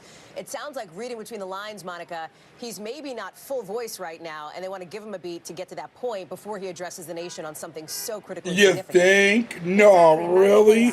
Or are they scripting something for him? That's not what it is. They're scripting him something. Since that June 27th debate, which I think will go down in history as one of the most consequential decisions for any re-election campaign, because it was the Biden team that came out and said, we want to have a debate in June. We want to face Donald Trump earlier than your typical general election debate season. And because of that dismal and really poor debate performance, this conversation started about whether he should stay at the top of the ticket. And now here we are. And yes, nobody perhaps could have predicted that just a couple of days ago, the president would then be sidelined with COVID and have to get off the campaign trail to have some of these really maybe uncomfortable and difficult and personal discussions about his future. And we know, Hallie, that some of the people who have been around him and been counseling him most closely are his family. First Lady Jill Biden has been with him for the last couple of days there in Delaware. We know he's been in touch with other family members. And as NBC News first reported a couple of days ago, we know that there were even conversations among the family about if President Biden were to make this decision, what would this exit plan look like, and what, in their words, would be befitting of a man who served the country for more than 50 years in elected office. If he were to step aside and bow out, what kind of a moment should that look like? And they really, in all those conversations, according to our sources, signaled that they wanted that to be on President Biden's own timeline. But because of the external pressure, because of the cascading calls of Democrats, of people he had worked with for years, saying he should leave the race, perhaps that timeline became a little bit more compressed. Well, we've been saying he should leave. We've been saying it. He was having these discussions with his inner circle, and ultimately he got to that point just this afternoon, we're told, and now it will be a larger conversation about the path forward. But the president is fully endorsing his vice president, and she likewise is saying in that statement, which I think is key, that she wants to earn this nomination, and so she wants to prove to the American people as well, according to people in her very close orbit, that she is the right person for this job, and she wants to make sure that then the party can rally behind her and unite in a way that they couldn't up until this point for Joe Biden. Hallie. Monica Alba, thank you very much. I know you're staying close to the camera. I want to go back to Ryan Nobles just briefly here, because Ryan, part of this moving forward, as Monica laid out, is does Kamala Harris, in fact, end up taking the top of the ticket? If she does, who ends up as her running mate? And if she does not, who else could be in the mix? And there is a slew of names that have been widely speculated about ever since the pressure started to build after that first presidential debate at the end of June. We're talking about people like Gavin Newsom, like Gretchen Whitmer, like Josh Shapiro, like Andy Beshear, like Mark Kelly. Talk us through some of what you've heard and the response from these folks, because many of them are out with statements just late today. Very few of them are coming out with a full-throated endorsement of Kamala Harris just yet, as you're taking a look here at those potential Democratic contenders, Ryan. Yeah, in fact, to your point, Hallie, the one person on that list that you mentioned, I believe you mentioned him, was Mark Kelly, who is a potential running mate for Kamala Harris. He comes from a swing state of Arizona. He obviously has a very compelling life story as a former astronaut. So here's the The contenders. husband of Gabby Giffords, who was nearly murdered in an assassination attempt when she was a member of Congress, now represents the state of Arizona. He is out with a full-throated endorsement of Kamala Harris. He says that she is the right person to defeat Donald Trump and lead our country into the future, and that she has his support for the nomination. So Mark Kelly's a potential name on that list. You mentioned others. I think No. a strong possibility could be Roy Cooper, the governor of North Carolina. Nope. None of them. None of them are going to beat Trump. Let's see what CBS has to say. Wix gives you the power of AI to build the website you need. With Folks who were saying that Joe Biden's not going anywhere 12 hours ago. And so Right. I do think there is a divide within the Democrat Party still. We'll see how it plays out. Are they all going to rally behind Kamala? Or is it going to be just as split as it has been? It's not like they're going to suddenly coalesce and come together after the infighting they've been having publicly for the last 3-4 weeks. Terry Sullivan, thank you so much. I want to bring in presidential historian and CBS News contributor Douglas Brinkley, who is with us. And Douglas, put this in historical perspective. Well, it's not, in my mind, shocking. I mean, ever since the June 27th debate of Joe Biden, which was a disaster, people were saying something's got to give. It's been a steady drumbeat of disillusioned delegates and donors in the Democratic Party. But I think things started escalating after each performance President Biden did. He didn't seem to be up to snuff. I know it seems minor when you happen to make a mistake of calling, switching out Zelensky and Putin. But when Biden did that at NATO, the media culture that we live in will keep reinforcing it. So people remember Biden at the very end here did the right thing getting out. Kamala Harris is his. He had the bravery in 2020 to choose her. They had won 80 million people were for Biden Harris. Now it's going to be Harris with Joe Biden serving as her coach. And all of the delegates that Biden have, if Joe Biden, all the love I've been hearing on your show from Senator Coons and, Klobuchar and others who have loved Joe Biden. Well, they've got they follow what Biden would like them to do and get 100% behind Kamala Harris. And as you mentioned, I believe, Nora, I mean, it is grueling on the campaign trail, as Nora said a little bit ago, just grueling. And there was no way President Biden could do 7 speeches a day. Hello? This was not going to be staying in the White House or Camp David or Rehoboth. You can't do a lockdown. We're not in COVID lockdown. You can't run like that. So in the end, you did need somebody with more vigor and more energy. And Vice President Harris has shown that, not just here at home, but she's been at 21 countries abroad. When are you going? And yet she's not known by a lot of Americans. Oh, so there'll like, be a is it new today? excitement of this notion of the prosecutor going against the felon. That's how the Harris Biden team are going to position her. And then on CBS News, you'll be showing, I tell you, you will be a lot, the clips of Senator Harris when she went after Kavanaugh and then went after Barr on women's reproductive rights. Both Donald Trump and Joe Biden have been ham-fisted on that issue. It is the forte of Kamala Harris, and that now is going to, I think, rise to being a leading issue for the Democratic Party as we turn into August. David, do you think age will continue to be an issue? I'm sorry, Douglas. Do you think age will continue to be an issue and it's turned against Donald Trump? And the reason How is this the narrative that they're trying to think spit? about that, you said, Joe Biden couldn't go out and do 7 campaign events a day. But Donald Trump hasn't been doing 7 campaign events a day. He's been doing 1 event a day. And probably in one of the few attacks that Joe Biden made well and landed a joke, he said, well, Donald Trump usually does 1 event a day and then spends the rest of the day riding around in his golf cart and actually fills out his scorecard before he hits the ball. So do you think that the Democrats may shift the debate on age? Yes, but remember, Donald Trump has Truth Social. He has his own built-in media infrastructure. So while he's on that golf cart, he's sending out a message every second. And they're controversial ones, so it's not at all what you see. A similarity to what Biden's been able to do.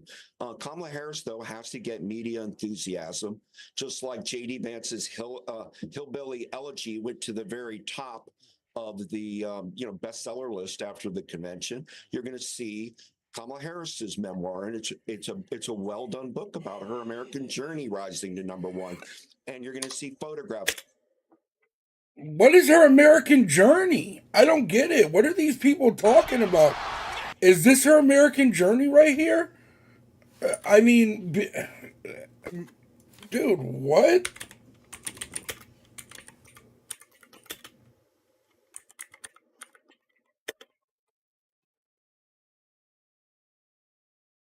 Montel Williams dated Kamala Harris. I would love to see an interview with Montel give us insight on her charm.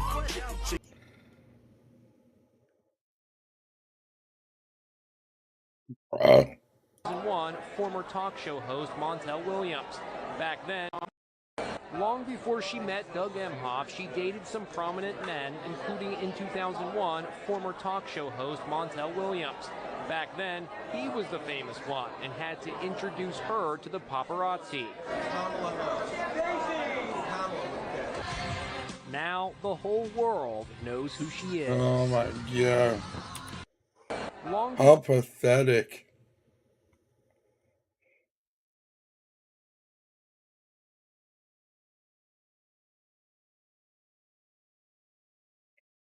What? How pathetic, bro. 19. This is crazy. Chad, this is so funny to me, bro. This is so funny. Before she met Doug Emhoff.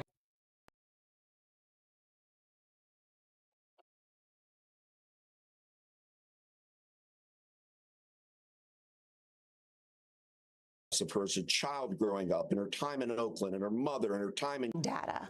Wasn't all of it, Margaret? Well, and all of People are pathetic. How can you sell your house when we're stuck on a space?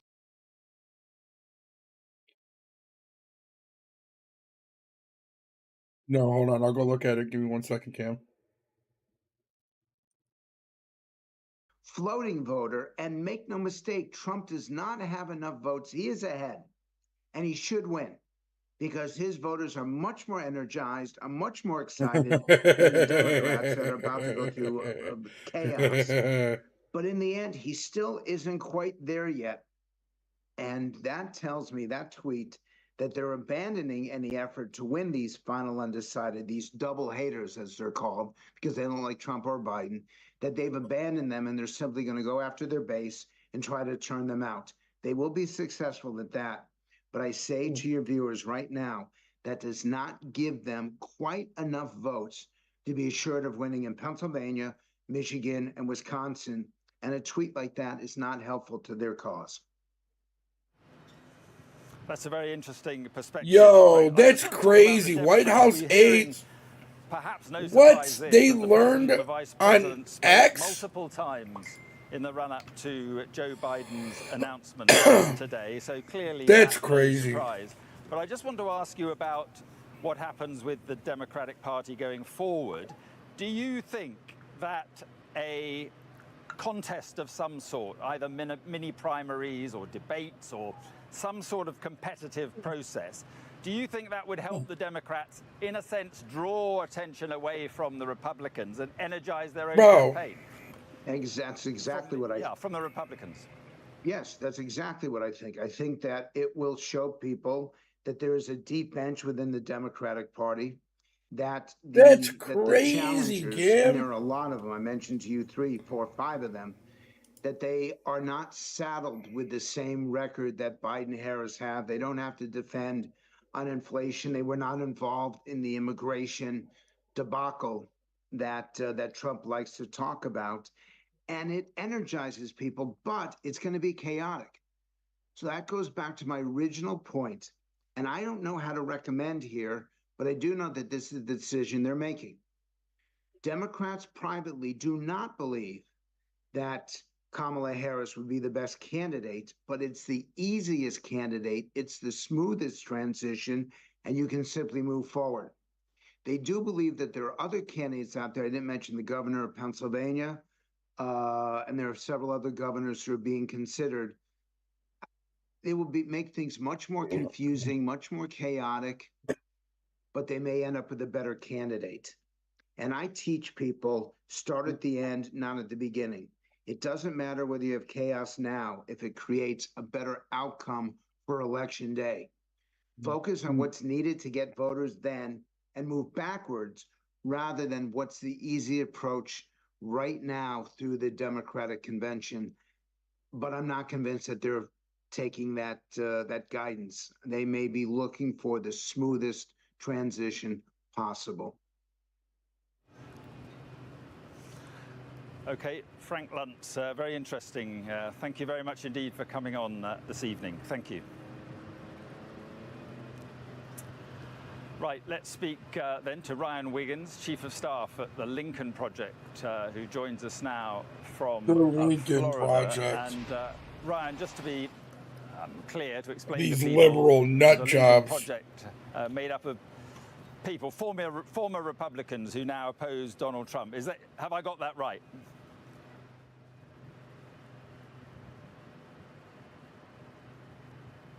Yeah, I can't hear Ryan, but I'll battle on. What have you made of Joe Biden's decision? What did you make of it? This decision. I felt like what he decided to do today was something you don't see politicians do a lot. They put this is a man who once again, Yeah, they got a lot of work to make up for, Cam, by getting rid of Biden. Aspirations, put it above his party. He did what was best for the people, for the American people today, and that shows you what a patriot Joe Biden has been his entire life. No, he's a puppet. He's not a patriot. He's a puppet. Now let him go relax. Do you think it was, in the end, inevitable? I don't think after the debate it was inevitable. I do think that after his own party has come after him in the press so much after the debate and after his 2 interviews that he did, his national interviews after that, the party could have rallied around him. They unfortunately did not. I mean, what I can tell you is Republicans don't ever air their laundry this publicly. The Democrats did, and they forced this. I mean, I don't think that if he had stayed in after what the press has been like coming from his own party, especially the past week during the RNC, I think it would have been very easy for the Republicans to just say, hey, listen, like his own party doesn't have faith in him. Why should you? And so I think that this was the right call. I know it was a very difficult call. I mean, this is a position that he has been very successful in. He has been very effective in. He inherited probably the worst, administration that anyone could have inherited after COVID and after 4 years of Trump just wreaking havoc on our economy and on our global politics and in our local or our internal politics. So, I mean, this is the right move. The country needs to move forward. The country has asked for a younger candidate. This is a younger candidate. The country's asked for diversity and not 2 old white men. This is not 2 old white men anymore. I think what the fuck does it matter? And I think it shows the Democrats and the American people, those small numbers. All lies, dude. This chick's a liar. I think it shows them that there are selfless politicians who are willing to do right by this country. I think there's no way that this chick is a Republican.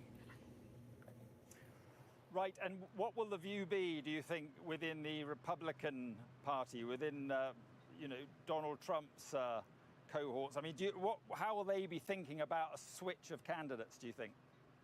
It don't matter. We're going to still go forward. They're absolutely panicking. They knew how to define Joe Biden. They could play to his age. They could play for the past 4 years. They could play to lies that they've been telling. But nobody's panicking, chick. At a convention, running against the wrong candidate. And they are freaking out right now because they know what the Democrats know and what the Lincoln Project knows, frankly, and that is that Kamala Harris is largely undefined right now. She has been a senator. She has been an attorney general. She has been a state attorney. Terrible. And she's been the vice president. But she's always kind of been in the background. And so now it's her time to shine. And it's now time for her to show off that she is the law and can't order shine. if this is the direction that the Democrats end up choosing. But it certainly looks like this is the path that they're going down today.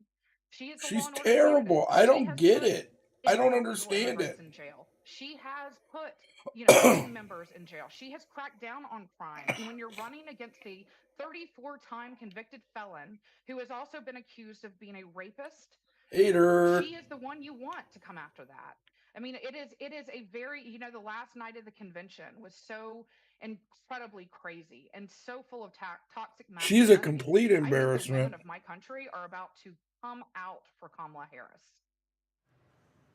I wish it would just be like all the women would vote make of what, Republican or Donald a Trump Democrat, and all the has men said would in just response go to vote for Trump. This decision from President Biden. He says Joe Biden's the worst president in the history of the United States by far.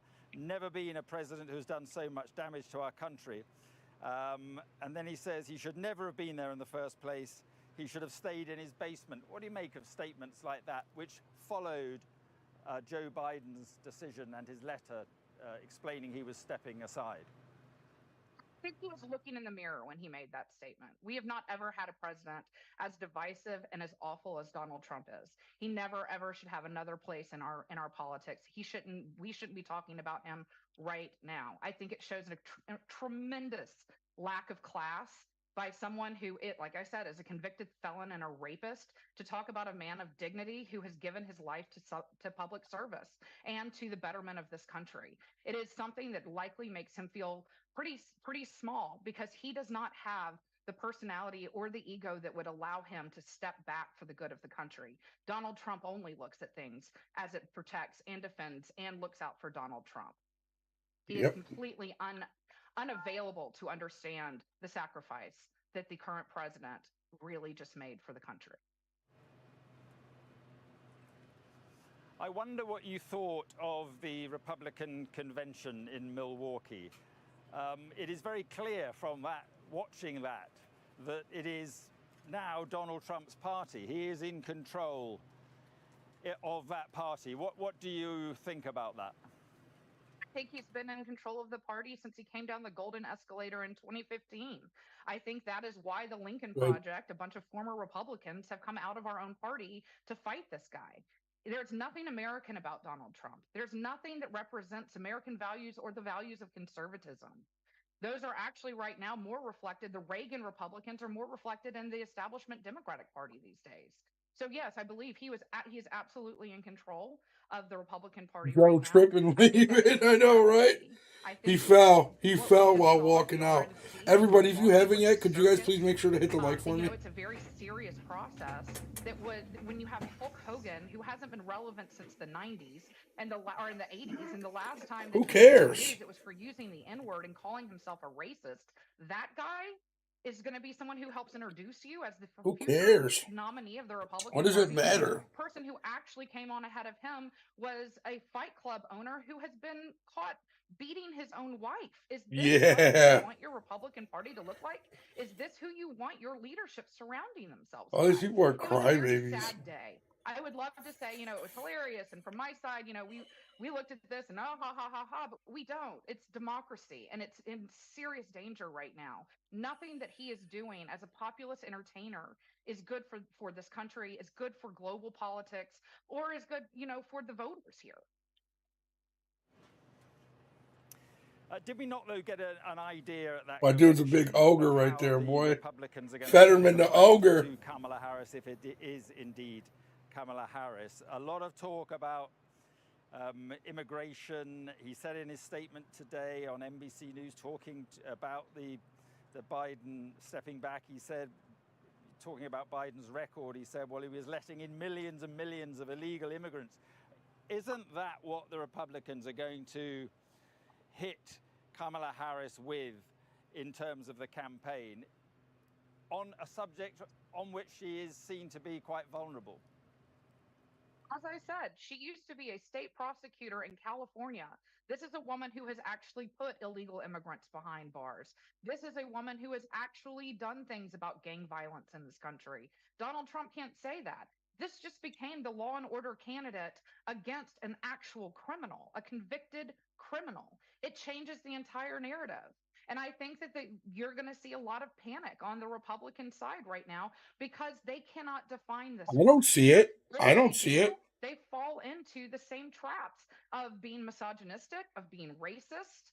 I don't see anything. But no, that's not true though. What this lady is saying is not true. What she's doing is she's trying to shut people up by throwing out the racism and throwing out the misogynistic stuff. It's not true. You can criticize her if she's your political opponent. Going to rally around that, and they're going to have an easier time rallying around a Kamala Harris than a Donald Trump who has said horrible things about women and has been convicted No, you're of not. coming after women with sexual assault.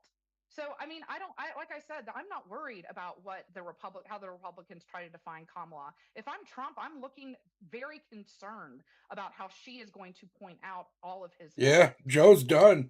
He's done for. Okay, Ryan, thank you very much indeed. Thank you. And let's speak Yo, we now got to, 7 likes. Can we get Fair 3 more Special likes to try and get it to 10? and, It really helped out a lot. NBC contributor Molly Jong-Fast. Molly, thank you very much indeed for being with us. And I know you've interviewed Kamala Harris on a couple of occasions. I want to talk about that in just a moment. First of all, what are your thoughts about Joe Biden's decision? Yeah, I mean, I think it's heartbreaking, but I think he knew I think he did this actually right. I mean, he had to see what the fallout was. He had to show himself that he couldn't carry the message. He couldn't. These people are delusional, morbid. Right, I can't wait for the first debate. Then they'll see. At this moment, Once the first debate happens, they'll be like, oh, never mind. I mean, possibly the best president in my mind of my life. He has passed infrastructure. Remember, Donald Trump had infrastructure week every week, and he never was able to pass it. And here, Joe Biden passed this enormous infrastructure. We have of wealthy countries, we have some of the lowest inflation because of a lot of really smart stuff that the Biden administration did. And so I do think, and we have this incredible Goldilocks economy. So there is a lot to run on. This economy is terrible. What is having a lot of trouble? These people are seriously delusional, dude. He struggled with stuttering his whole life. He got better. But Oh as he my got older, god. it got harder for him to, control the stutter, be able to speak in a very, fluid, the kind of fluid way you need to when you're on the trail. Can't do one for you if I ever did that. I remember. Yeah, Biden hasn't done anything. Described as a selfless He's been a decision terrible by president, many, and he was a terrible in Democrats. Isn't it Congress. true, though, that he's been forced out? He's been pushed out, hasn't he? Well, I mean, I would say yes and no, right? I mean, I think he doesn't want to lose. And remember, he is a creature of the Senate. So for him to lose Senate seats is a very tough map. And we're seeing that down ballot, a lot of these Democrats are actually really good candidates who have been polling way ahead. So there's a lot of anxiety on the part of Democrats that these poor polls might actually affect these down ballot races. And remember, these down ballot races are the whole thing. So I think there was a lot of anxiety there. I think that, I think he had to get there on his own. So I don't know that he was pushed out exactly. I think it was more, remember, he would have been the oldest president ever by a lot. And, now, and the problem was he was just taking up the news cycle was all about Joe Biden, when in fact the news cycle needs to be all about the guy who was impeached twice, had led an armed insurrection. See, that's what they're mad about. They're mad that the news cycle wasn't about Trump. They're mad that that the media couldn't spin the narrative. Adjudicated rapist. I mean, if you are, if Democrats can get voters focused on Donald Trump, they can win. If we are having a conversation about how old Joe Biden is, then the focus is not on this anti-democracy movement happening in the Republican Party. Right, now you interviewed Kamala Harris. Would she make a good president of the United States, in your view? Yeah, I mean, she's very Yeah. charismatic. She's a great speaker. And remember, For sure, Tyler. she's like in her 50s. And she's going to be on a stage, you know, hopefully, with Donald Trump if he agrees to a debate, which if he's smart, he won't because she's going to wipe the floor with him. But, you know, the thing we didn't talk about in the mainstream media after that debate, you know, it was so much Biden sort of stole the narrative, but the reality was Donald Trump did not do great in that debate either. And he Yes, he seemed did. really exhausted and really slow and had a lot of trouble keeping up. And so now he's going to be on the stage across from a woman who is 20 years younger than he is, who has been an AG and a DA and you know, the second Black woman in the Senate ever, first female vice president, woman of color ever. I mean, this is just, Who cares? you know, She's terrible. she is, you know, What does it quite a matter? good speaker, very smart, and also remember she has all these accomplishments. I mean, if you look at Donald Trump, he ran This his lady's father's real tweaking, estate dude. business, did okay with it, and then you know ran for president. 1000% she's tweaking. Mexicans were rapists. See, how do you spin that She narrative? did go for president. The campaign did not go well. The So initial dumb. stage of the campaign, she pulled out very early. She was not that popular, let's face it. So I want to reframe that because I've been thinking a lot about the Democratic primary and why she didn't do as well in the Democratic Party primary. And I have two thoughts. One is that, and I actually think this may benefit her in the general, she was not that lefty. She has all this law enforcement background. She was a DA, she was an AG, she was and she was a prosecutor for many years, and she prosecuted sex crimes. Ironically, she prosecuted sex crimes. So there's a certain sense in which a lot of Democrats wanted someone more lefty than her. They wanted someone who would, wasn't as involved in policing and that kind of thing. And so I actually think that may help her in the general. Yeah. Because even now the left has gotten on board because This they lady's realize that delusional this for is, real. could be our last I don't. election. But I also think that helps her. She's not a far lefty. She's actually pretty centrist. And one of the things that I noticed during that campaign was, she had trouble scaling up the infrastructure, but donors loved her, right? Donors really, really like her. And she's pretty centrist. So No, she's not. You are lying. Catch that one. Deep center field to the bullpen. Goodbye. You're watching BBC News. Some breaking news from the United States, where President Joe Biden has said that he is going to stand down from the presidential race and not seek re-election to the White House in November. He has said that he will step aside as a candidate and he will focus on fulfilling his duties as president for the remainder of his term. Without a doubt. He adds he's going to speak to the nation later about his decision. So this information has come to us via X, formerly known as Twitter, the social media platform, where Joe Biden has posted a letter. It reads, A letter. Americans, over the past 3.5 years, we've made great progress as a nation. Today, America has the strongest economy in the world. We have made historic investments in rebuilding our nation, in lowering prescription drug costs for seniors, and in expanding affordable health care to a record number of Americans. We've provided critically needed care to Chaz Michael exposed to Michaels. toxic substances, passed the first gun safety law in 30 All right, years. I don't care. Appointed the first African American. That doesn't mean anything. I already read that. Seen that.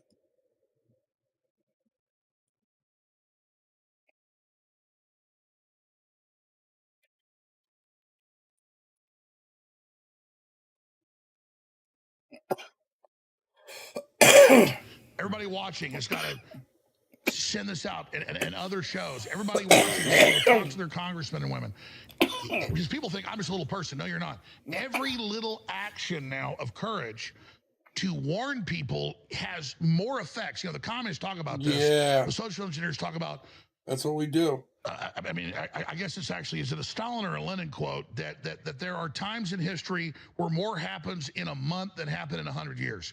We are now in that point that the social engineers call a liquefaction. Normally society's rigid, they're status quo, but every 100 years or so, you know, the whole third, fourth turning, all of that, there's a time when it's liquefied. Well, things are soft right now. They're malleable like clay. And so we don't just sit back while they create their new nightmare. We oppose it. We build alternate systems. We expose them. And so we have the greatest opportunities right now, but also the greatest downsides, because as the Chinese say in their proverb, may you live in interesting times. It's a double-edged sword. The opportunities are insane, but with opportunity, in a flux point comes incredible danger. So I cannot stress, in 30 years I've been on air, you've been on air a lot longer, we are at the maximum danger point of total urgency. And I would just say to listeners, this is real. And I know listeners know this, and viewers know this, but listen to me carefully. God is in control. He really is. And I think the most important thing in the trials and tribulations I've gone through, it's come out in Congress, it's come out in undercover videos. I was talking about the FBI, the CIA with false narratives and incredible lawfare. Nothing compared to Trump, but like I'm second to Trump. And like he's 100 times worse. I can't even imagine the iron will of that guy. Yeah. But I'm telling you, they did it because they fear what we were saying. And so we are at this inflection point right now because they fear the people. And I just want listeners to know, praying to God and not telling God what to do, but just saying, God, lead, God, and direct me. I pray for freedom. I pray for awakening. I pray for peace. I pray for justice. I pray for love, and not buying into the, I mean, in closing, it was in WikiLeaks. In 2016, I think it was Columbia, but the point is Hillary is talking in an email chain, which they admit's real, to the head psychologist of the psychology department. And they say, listen, no one's listening to us, no one cares. The last thing we've got is culture war, and then all that comes with that. Well, we now see that, and the nasty deprivation and evil looks horrible. It makes us feel bad about America. No, that's a ruling, dying class, and it's their last gasp. And so we have to see that, as negative as it is, as a positive desperation. Well, I applaud everything you just said.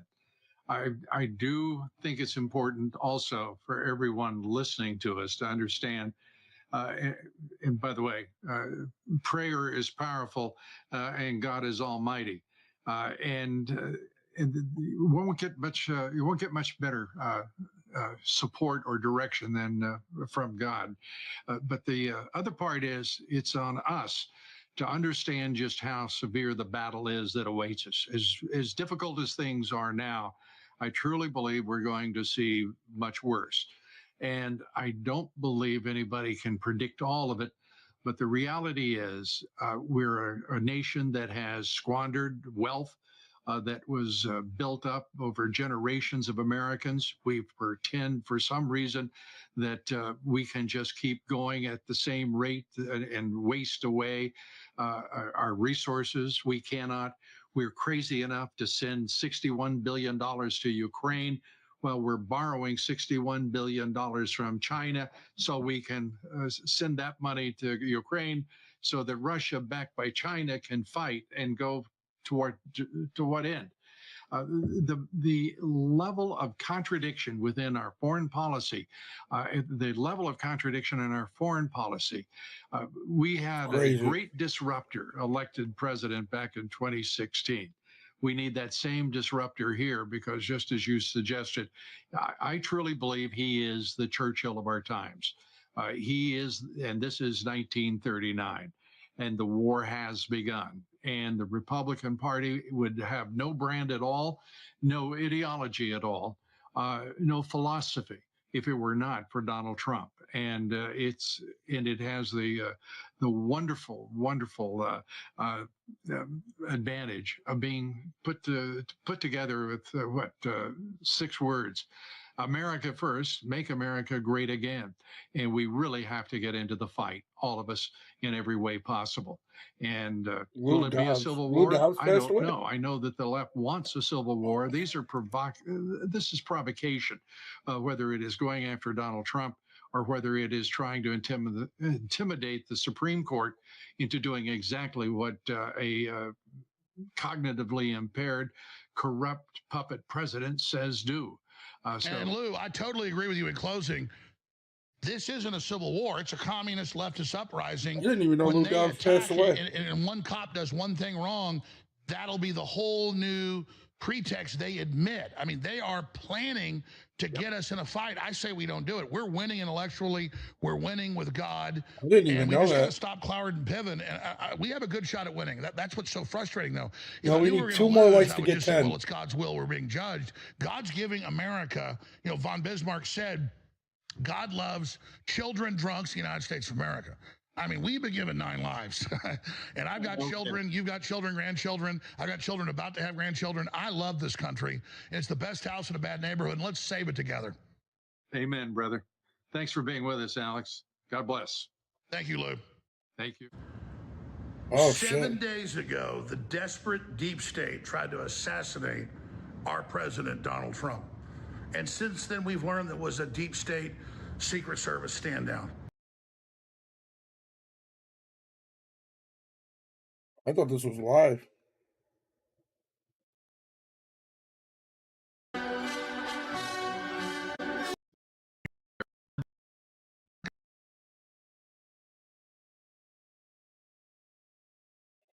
Where the hell is this live at? He's not live right now? I thought he for sure would have been.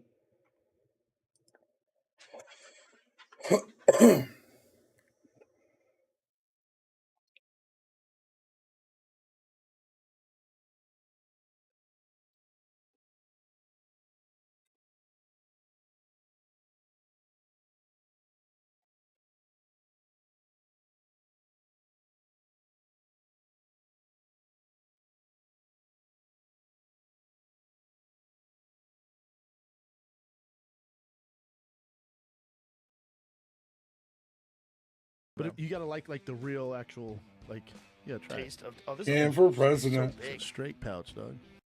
Yeah, I didn't even know he passed. Okay, so he's not live no more.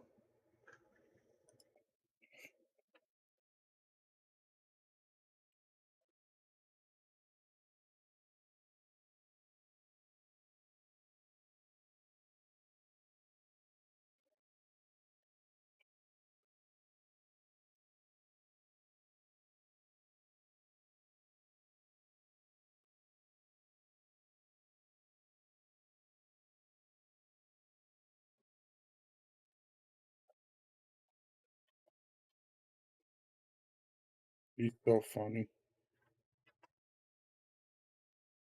What else is it? Where else can we look at? Oh, I was trying to like my own stuff on my other pages.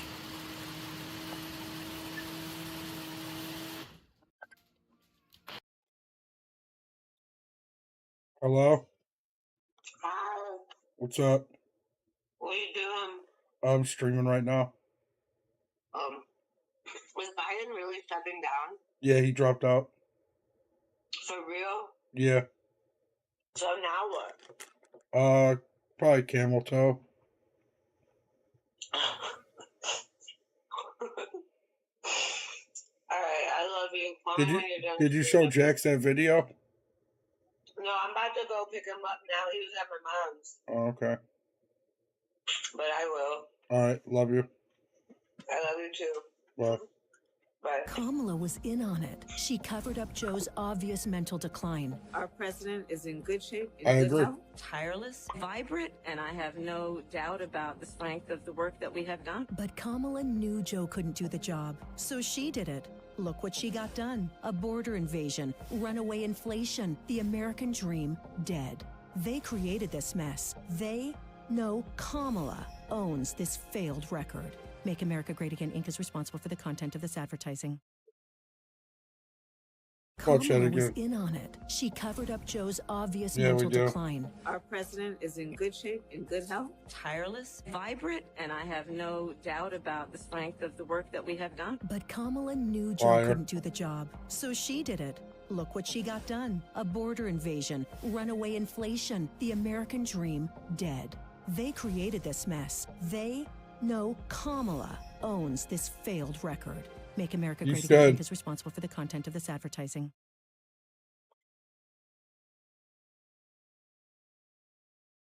This is why I stopped shopping on. Imagine making $453,000 in a single month Mr. as an Texas. affiliate marketer without.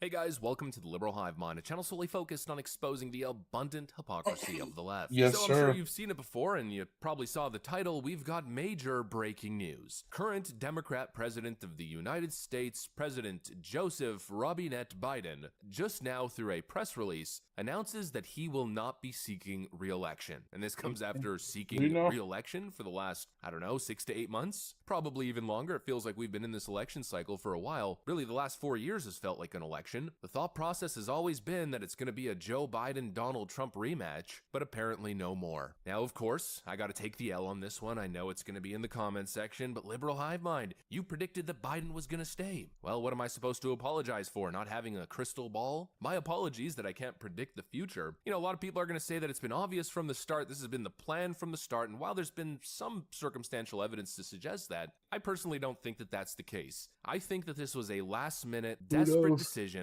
I think people have been lobbying Joe Biden to drop out of the race for a very long time, and he's refused, and finally, I guess things have gotten so bad, the writing's so clearly on the wall, that Joe Biden's left with no other choice. The Democrat Party feels as though this is their only option, and to be completely fair, there's probably some merit to that. But the idea that this is part of some, sinister plan that they have totally mapped out, I don't think so. I think this is pure desperation. I think what we're seeing is the official collapse of the Biden campaign and frankly the Democrat campaign. Currently, I'm holding the same stance. I just cannot see the political calculus here. I cannot see the strategy. And this is why I've been so skeptical throughout this entire time. Joe Biden's gonna drop out of the race. What is it, 3.5 months ahead of Election Day? And even less if you consider early voting. I don't see how this works, but let's entertain it. Let's have a conversation about it. Let's see what the Democrat options here are. And let's talk about why this is happening. We got some stuff to get into, so let's roll the tape. All right, folks, so we got the official press release. I'm frankly shocked that I'm reading this, but apparently Joe Biden has finally put his ego to the side. For the first time in his entire freaking life, Joe Biden decided to do what was right for somebody else or for his political party instead of doing what's right for Joe Biden. And that right there might be the most shocking piece of news. But anyways, here's the letter. Joseph R. Biden Jr. on July 21st, 2024. My fellow Americans, over the past 3.5 years, we have made great progress in the nation. Okay, I mean, this guy's an idiot.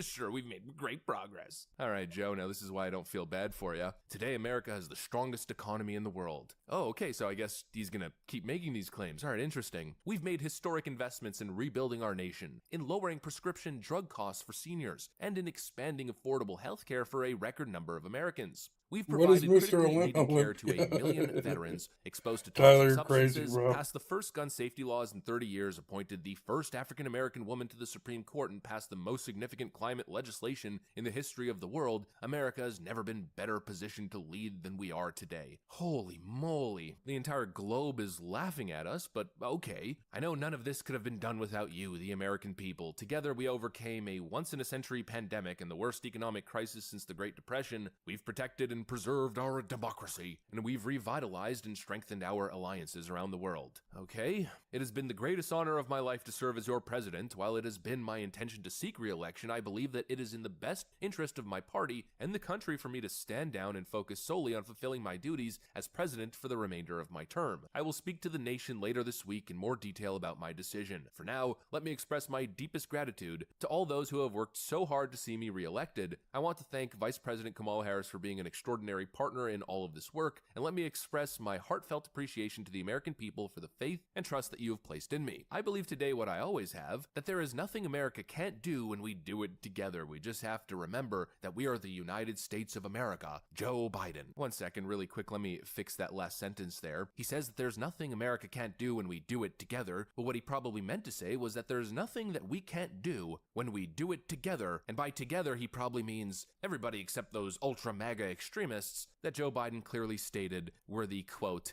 enemy of the homeland. The Yep. greatest threat to the homeland, Joe Biden said. But anyway, so there you have it. Joe Biden's staffers write this letter. They spent, I don't know, roughly 60% of the time rewriting history, gaslighting us into oblivion about all of Joe Biden's record success. Yeah, if Joe Biden had all this record success, he wouldn't be down in the polls like he is. But anyways, they write the letter, Joe Biden steps down, and to be quite honest, it's a little bit shocking, but also not so shocking, because obviously they had to make a decision here. I didn't think they were going to go with this decision, especially considering how long they delayed the process. But here we are, exactly 1 month away from the DNC convention. Joe Biden steps down, or rather, Joe Biden has been forced to step down. They're kicking him out the door. They drafted this letter. They're going to draft his speech. According to multiple Democratic sources, this is happening all of a sudden. Everyone said it would happen gradually and then all at once, and that's what's happening. According to my sources, President Biden has agreed to step down as the Democratic nominee. See you later, It may bucko. happen as early as this weekend. A speech has been drafted for him. And just like that, Joe Biden is gone. Now, of course, the question is, well, what's the strategy? What's plan B? Well, apparently the initial report from last week is incorrect. Supposedly, Joe Biden was going to step down and refuse to endorse Kamala Harris, but as we're now learning, Joe Biden has endorsed Kamala Harris as the Democrat candidate for president. I guess it really was foreshadowing now, wasn't it? Biden only did one thing. President Harris led this effort. No, he didn't do anything. He didn't do anything. Even for the people who they're just delusional. But all kidding aside, of course, President Harris. I'm sticking to my guns on this one. I don't think this was planned. I think rather what's happening is they see the writing on the wall. The last couple of days, I mean, the polls keep dropping. And speaking of dropping, I mean, Joe Biden is dropping precipitously in the polls. I'm showing some of the averages and results on screen right now. It just keeps getting worse for old creepy Joe. I mean, the simple fact of the matter is I think Democrats had to accept that if top battleground state races are looking like this, well, then you really have no other choice. You need a last-ditch, desperate Hail Mary play. What's probably happening is that they're getting internal numbers right now that are totally devastating. I mean, Trump mentioned this at his rally last night. 70,000 in New Jersey. We're leading New Jersey by 4 points, by the way. We're leading Michigan by 6 points. Let's get it. Right.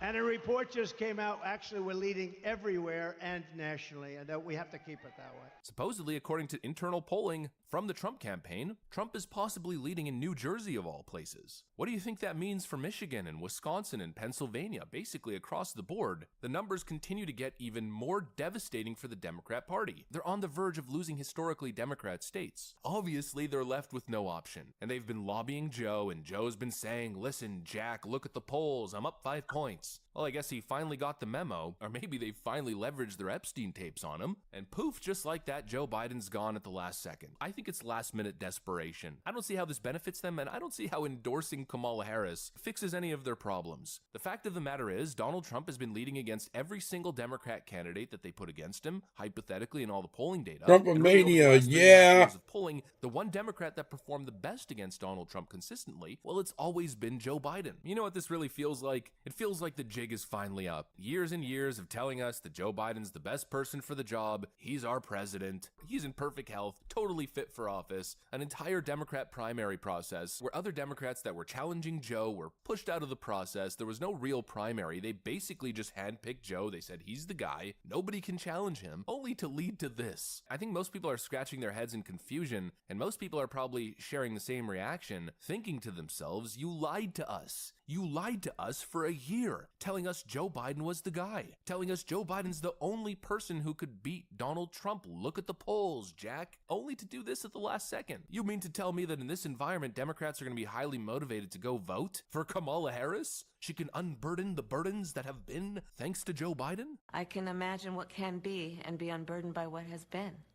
You know?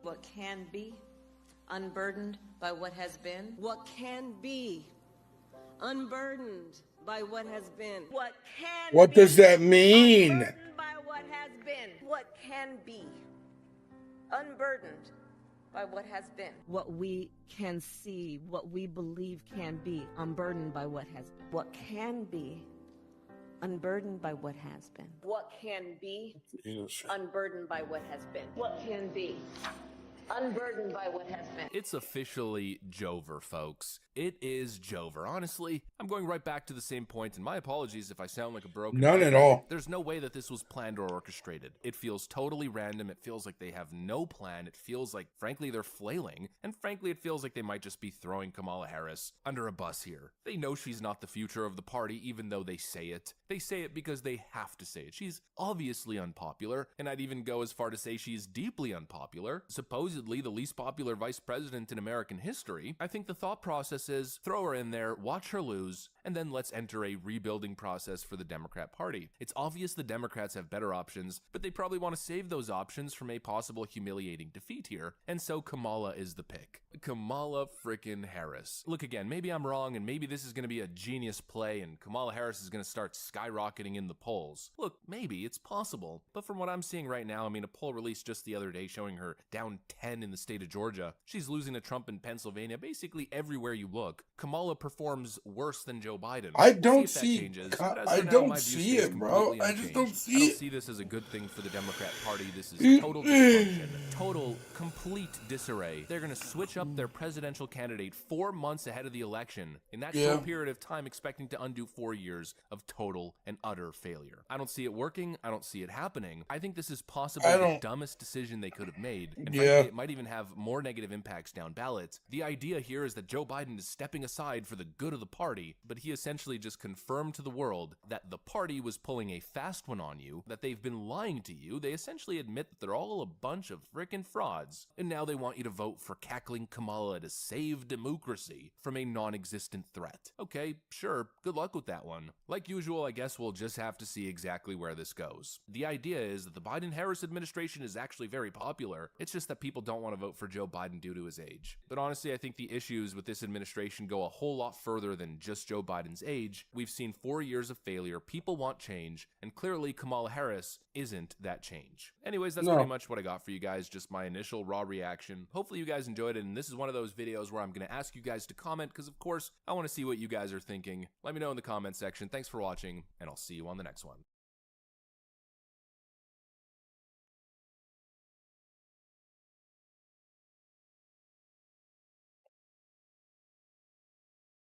Okay, let's see what RFK Dip has into to say. Raising Cane's whenever the craving. See what RFK has to say.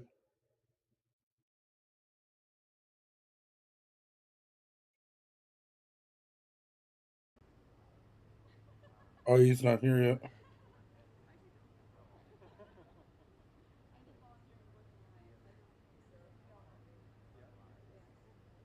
Hey, if the Democrats were smart, they'd tell RFK to come back. That's like literally their only hope to beat Trump is if RFK comes back.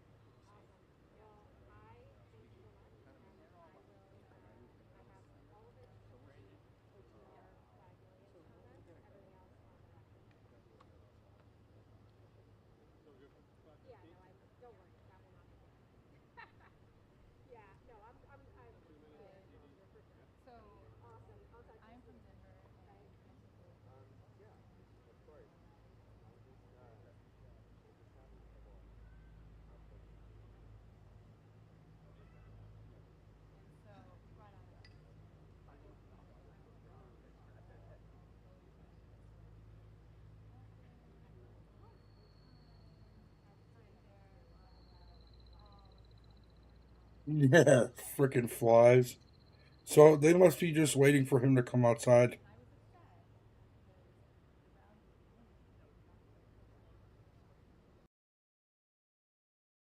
Let's see, maybe we'll go back to that.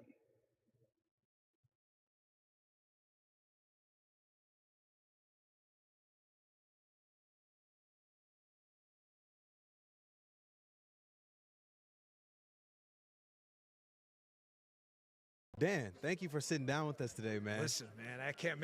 I came by. You guys are interviewing Charlie, and I'm like, am I gonna get some love? Is D Bongino gonna get some love? And I said, we are doing something. You want to take a picture? I said, get a picture. Let's do an interview, man. So it's good to talk to you. Man, thank you so much for taking the time to sit down with us. Man, so how are you enjoying the RNC so far? You know, listen, I've been to a lot of these. I ran for office myself. You go to them, you do it. I remember the really hot one in Tampa, the virtual one last time. And, you know, I know it gets cliched and stupid, and I hate dopey tropes and all the energy in the room, whatever. But I think you can feel it, too. You've been around this stuff. People are excited. My only fear is everybody seems so happy and excited that, candidly, man, I'm getting a little worried. Like, I don't want any red wave talk, and I hope people don't get complacent. I'm glad to see it. We've had a rough few years. You know it, COVID, Definitely. 2020, that mess. And then, you know, to see all the excitement's fantastic. I just don't want people to get complacent. You got to run, you know, like you're 15 points down. Yes, sir. You just have to, and that's my only fear. But you know it. This is a different atmosphere here. Definitely. I definitely think that may be due to, like, Trump getting shot and showing up. Like, what are your thoughts on the Trump assassination? Well, you know, I did that attempt. for a living for 12 years. Yes, so, sir. you know, I say to people all the time, like the Aaron Neville song, you know, I don't know much, but I know I love you. Like, I don't know much, but I know the Secret Service. Listen, man, it was a colossal screw up. And anybody apologizing for this thing, I mean, listen, you and I got a business, right? Let's say you're rocking this show, ratings are great, and then one year you start, I don't know, doing whatever, entertainment or sports, doesn't make a difference, and nobody listens. Like, people are working with you are going to be like, bro, we got to figure something out. Like, it's not working or we're going to fire you. The Secret Service has one job. The one job is, like, don't get this guy killed. And it came within a millimeter of them losing his life. There's no apologizing for this. The director of the Secret Service, Cheadle, should step down immediately. Mayorkas, candidly, the I think DHS she has. secretary, should step down too. Yeah. This is a disgrace. And keep in mind, as you know, Secret Service protects Biden too. They This do. isn't a partisan thing. Yes, They sir. protect the president. He's a Democrat. I'm Yeah. a Republican. I don't want Biden getting hurt. Absolutely I was not. a Secret Service agent for Obama. Yes, sir. I love my job. He was the sir. president. That's what you do. You don't think I get killed? No, you don't. You know? I mean, that's 100% a national security issue. Like, the incompetence of them to let a slip up like that even happen. I mean, is there a bigger national security issue? I mean, if we would have lost That was President Trump, yeah. the entire course of the American political system would have changed in about 5 seconds. Oh, And the absolutely. time it took from to let those rounds off. Yeah. And that we, you know, that this is being so casually kind of brushed off, like, oh, you know, he made it, and the Secret Service director will go. Now she's saying, you know, they'll get up there when they get up there, but we're only going to answer a few questions. Who's paying for this? This Man, is that's this our ain't tax the dollars at private work. sector, my friend. This is you. You're working hard. I got to stroke that check every quarter. Man. Brother, I'm not a rich man, okay? Yes, My sir. mom worked in a supermarket. My dad was a plumber. You ever see Titanic? Yeah. That Kathy Bates, they make fun of her because she's new money. Yes, sir. Dude, that's me. Like, Yeah. I'm new. I don't have no. I just got money. I got to stroke this massive check to the G. Man. What the f am I paying for, man? What are we paying for? You can't. I mean, we're paying $6 trillion budget. You couldn't buy a drone That's to crazy. put up on the roof. Man, that should have never I'd happened. find a drone on Amazon for $40. Yeah, man. I'll cut you the check right now. Literally. Buy some drones, man. Yeah. Freaking crazy. You see why? Now you see why people are so pissed off. You know, you got people in the neighborhood I grew up in, New York City, man. These guys. I just had my mom died not too long ago, so I went to her wake, Sorry and I for met your all my. loss. Oh, thanks, Yes, sir. man. So all my old buddies from the street, man.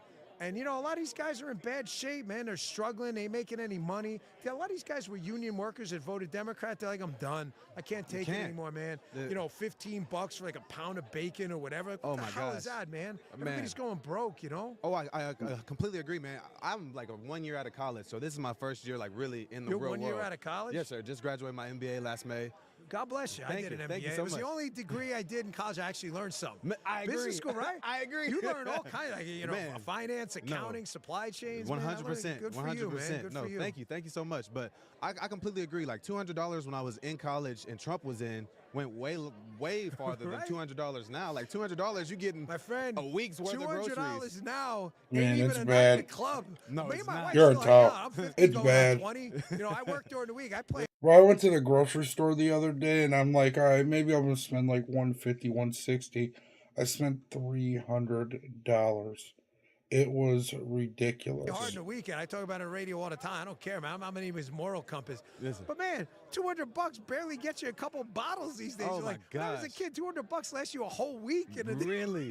Literally. You $200 at Sam's Club and Trump. You eating good for maybe 3 weeks. No kidding, right? Man. Now you're lucky to pick up some like pounded cheese or something. This is bananas, man. People freaking gotta eat. They gotta work. And Yeah, it's you know, bad. The dude don't inspire confidence either, man. Come on, he's up on stage, he's Falling stumbling, he's asleep. bumbling, Oh, falling my asleep. gosh. I mean, you really believe, like, you know, guys like us who are out there, you know, busting, grinding, and we're looking at this guy like that's my guy. Then Nah. you see Trump, dude gets shot in the ear. He's like, He's his first pumping. he No ain't fear. bear crawling off the stage. He gets up. Yeah, the guy could have got shot again. Ear bleeding. He's like, fine, screaming. I'm like, this is epic, man. Like, this is No. the kind of thing we need, you know? I think that's why everyone's uniting around him. I mean, like, the media is actually in shambles because they've been trying to push that Joe Biden's competent, he's ready, and like that narrative's falling apart. Like the debate was horrible. He called Kamala Harris President Trump. He called what's dude in Ukraine? I forget his Zelensky, name. Zelensky. He Putin. called Yeah. Zelensky Putin. I mean, Yeah. He called him his arch enemy. Oh my gosh, it's not looking good No, for him he's at not all. on air, and then it just came out, you know, the dude's got COVID, which is bad. The guy's old. I mean, I don't wish ill on anyone. I saw but, that. I mean, you know, Donald Trump, they're both old, but age is taking a different toll. You can see on Biden and Oh, Trump. absolutely. I mean, Absolutely. Jack LaLanne, when he died in his 90s, was still doing like 100 pull-ups a day. Wow. I mean, Biden's just not in that kind of shape. Not at and all. I wish the guy, you know, would just kind of ride off into the sunset. Because honestly, he's just bad for America, and I'm afraid someone's going to take advantage of this guy from now till January, assuming Trump wins. I completely agree. Last question, I'll let you go. So there's been a big push from the Democratic side to replace Biden. Do you think they will replace Biden? No, and I'll tell you why. I worked in that White House, worked for Obama, not specifically, but Biden's there all the time. And, you know, you mix and mingle with their people. It's the same Yes, Secret sir. Service, right? The man is a total narcissist. What you and I see, because we're common sense guys, Yes, sir. he doesn't see it all. He's a sociopathic narcissist. Wow. He actually believes his own story. Like the worst thing you can do in the business we're in, I say to everyone all the time, I said, be strong on the air, but humble around people. Yes, sir. Because that's important. He's the opposite, Wow. Biden. But he pretends to be humble, but behind he puts on this faux sense of strength. And he tells people like, I'm this. He's always talking about himself. He's a narcissist. He'll never step aside. It's really sad because if there was ever a president who needed to go, this guy, he's a national security threat. He really is. I completely agree. Yeah. Well, thank you for taking the time Hey, to talk man. with me, man. It's been great, man. Yeah, that was Thank awesome. you Thanks so a lot. much. Cool. Yes, Hey, sir. man, you guys are awesome. Man, I you're love this awesome, stuff. man. Thank you so Hey, much. Okay.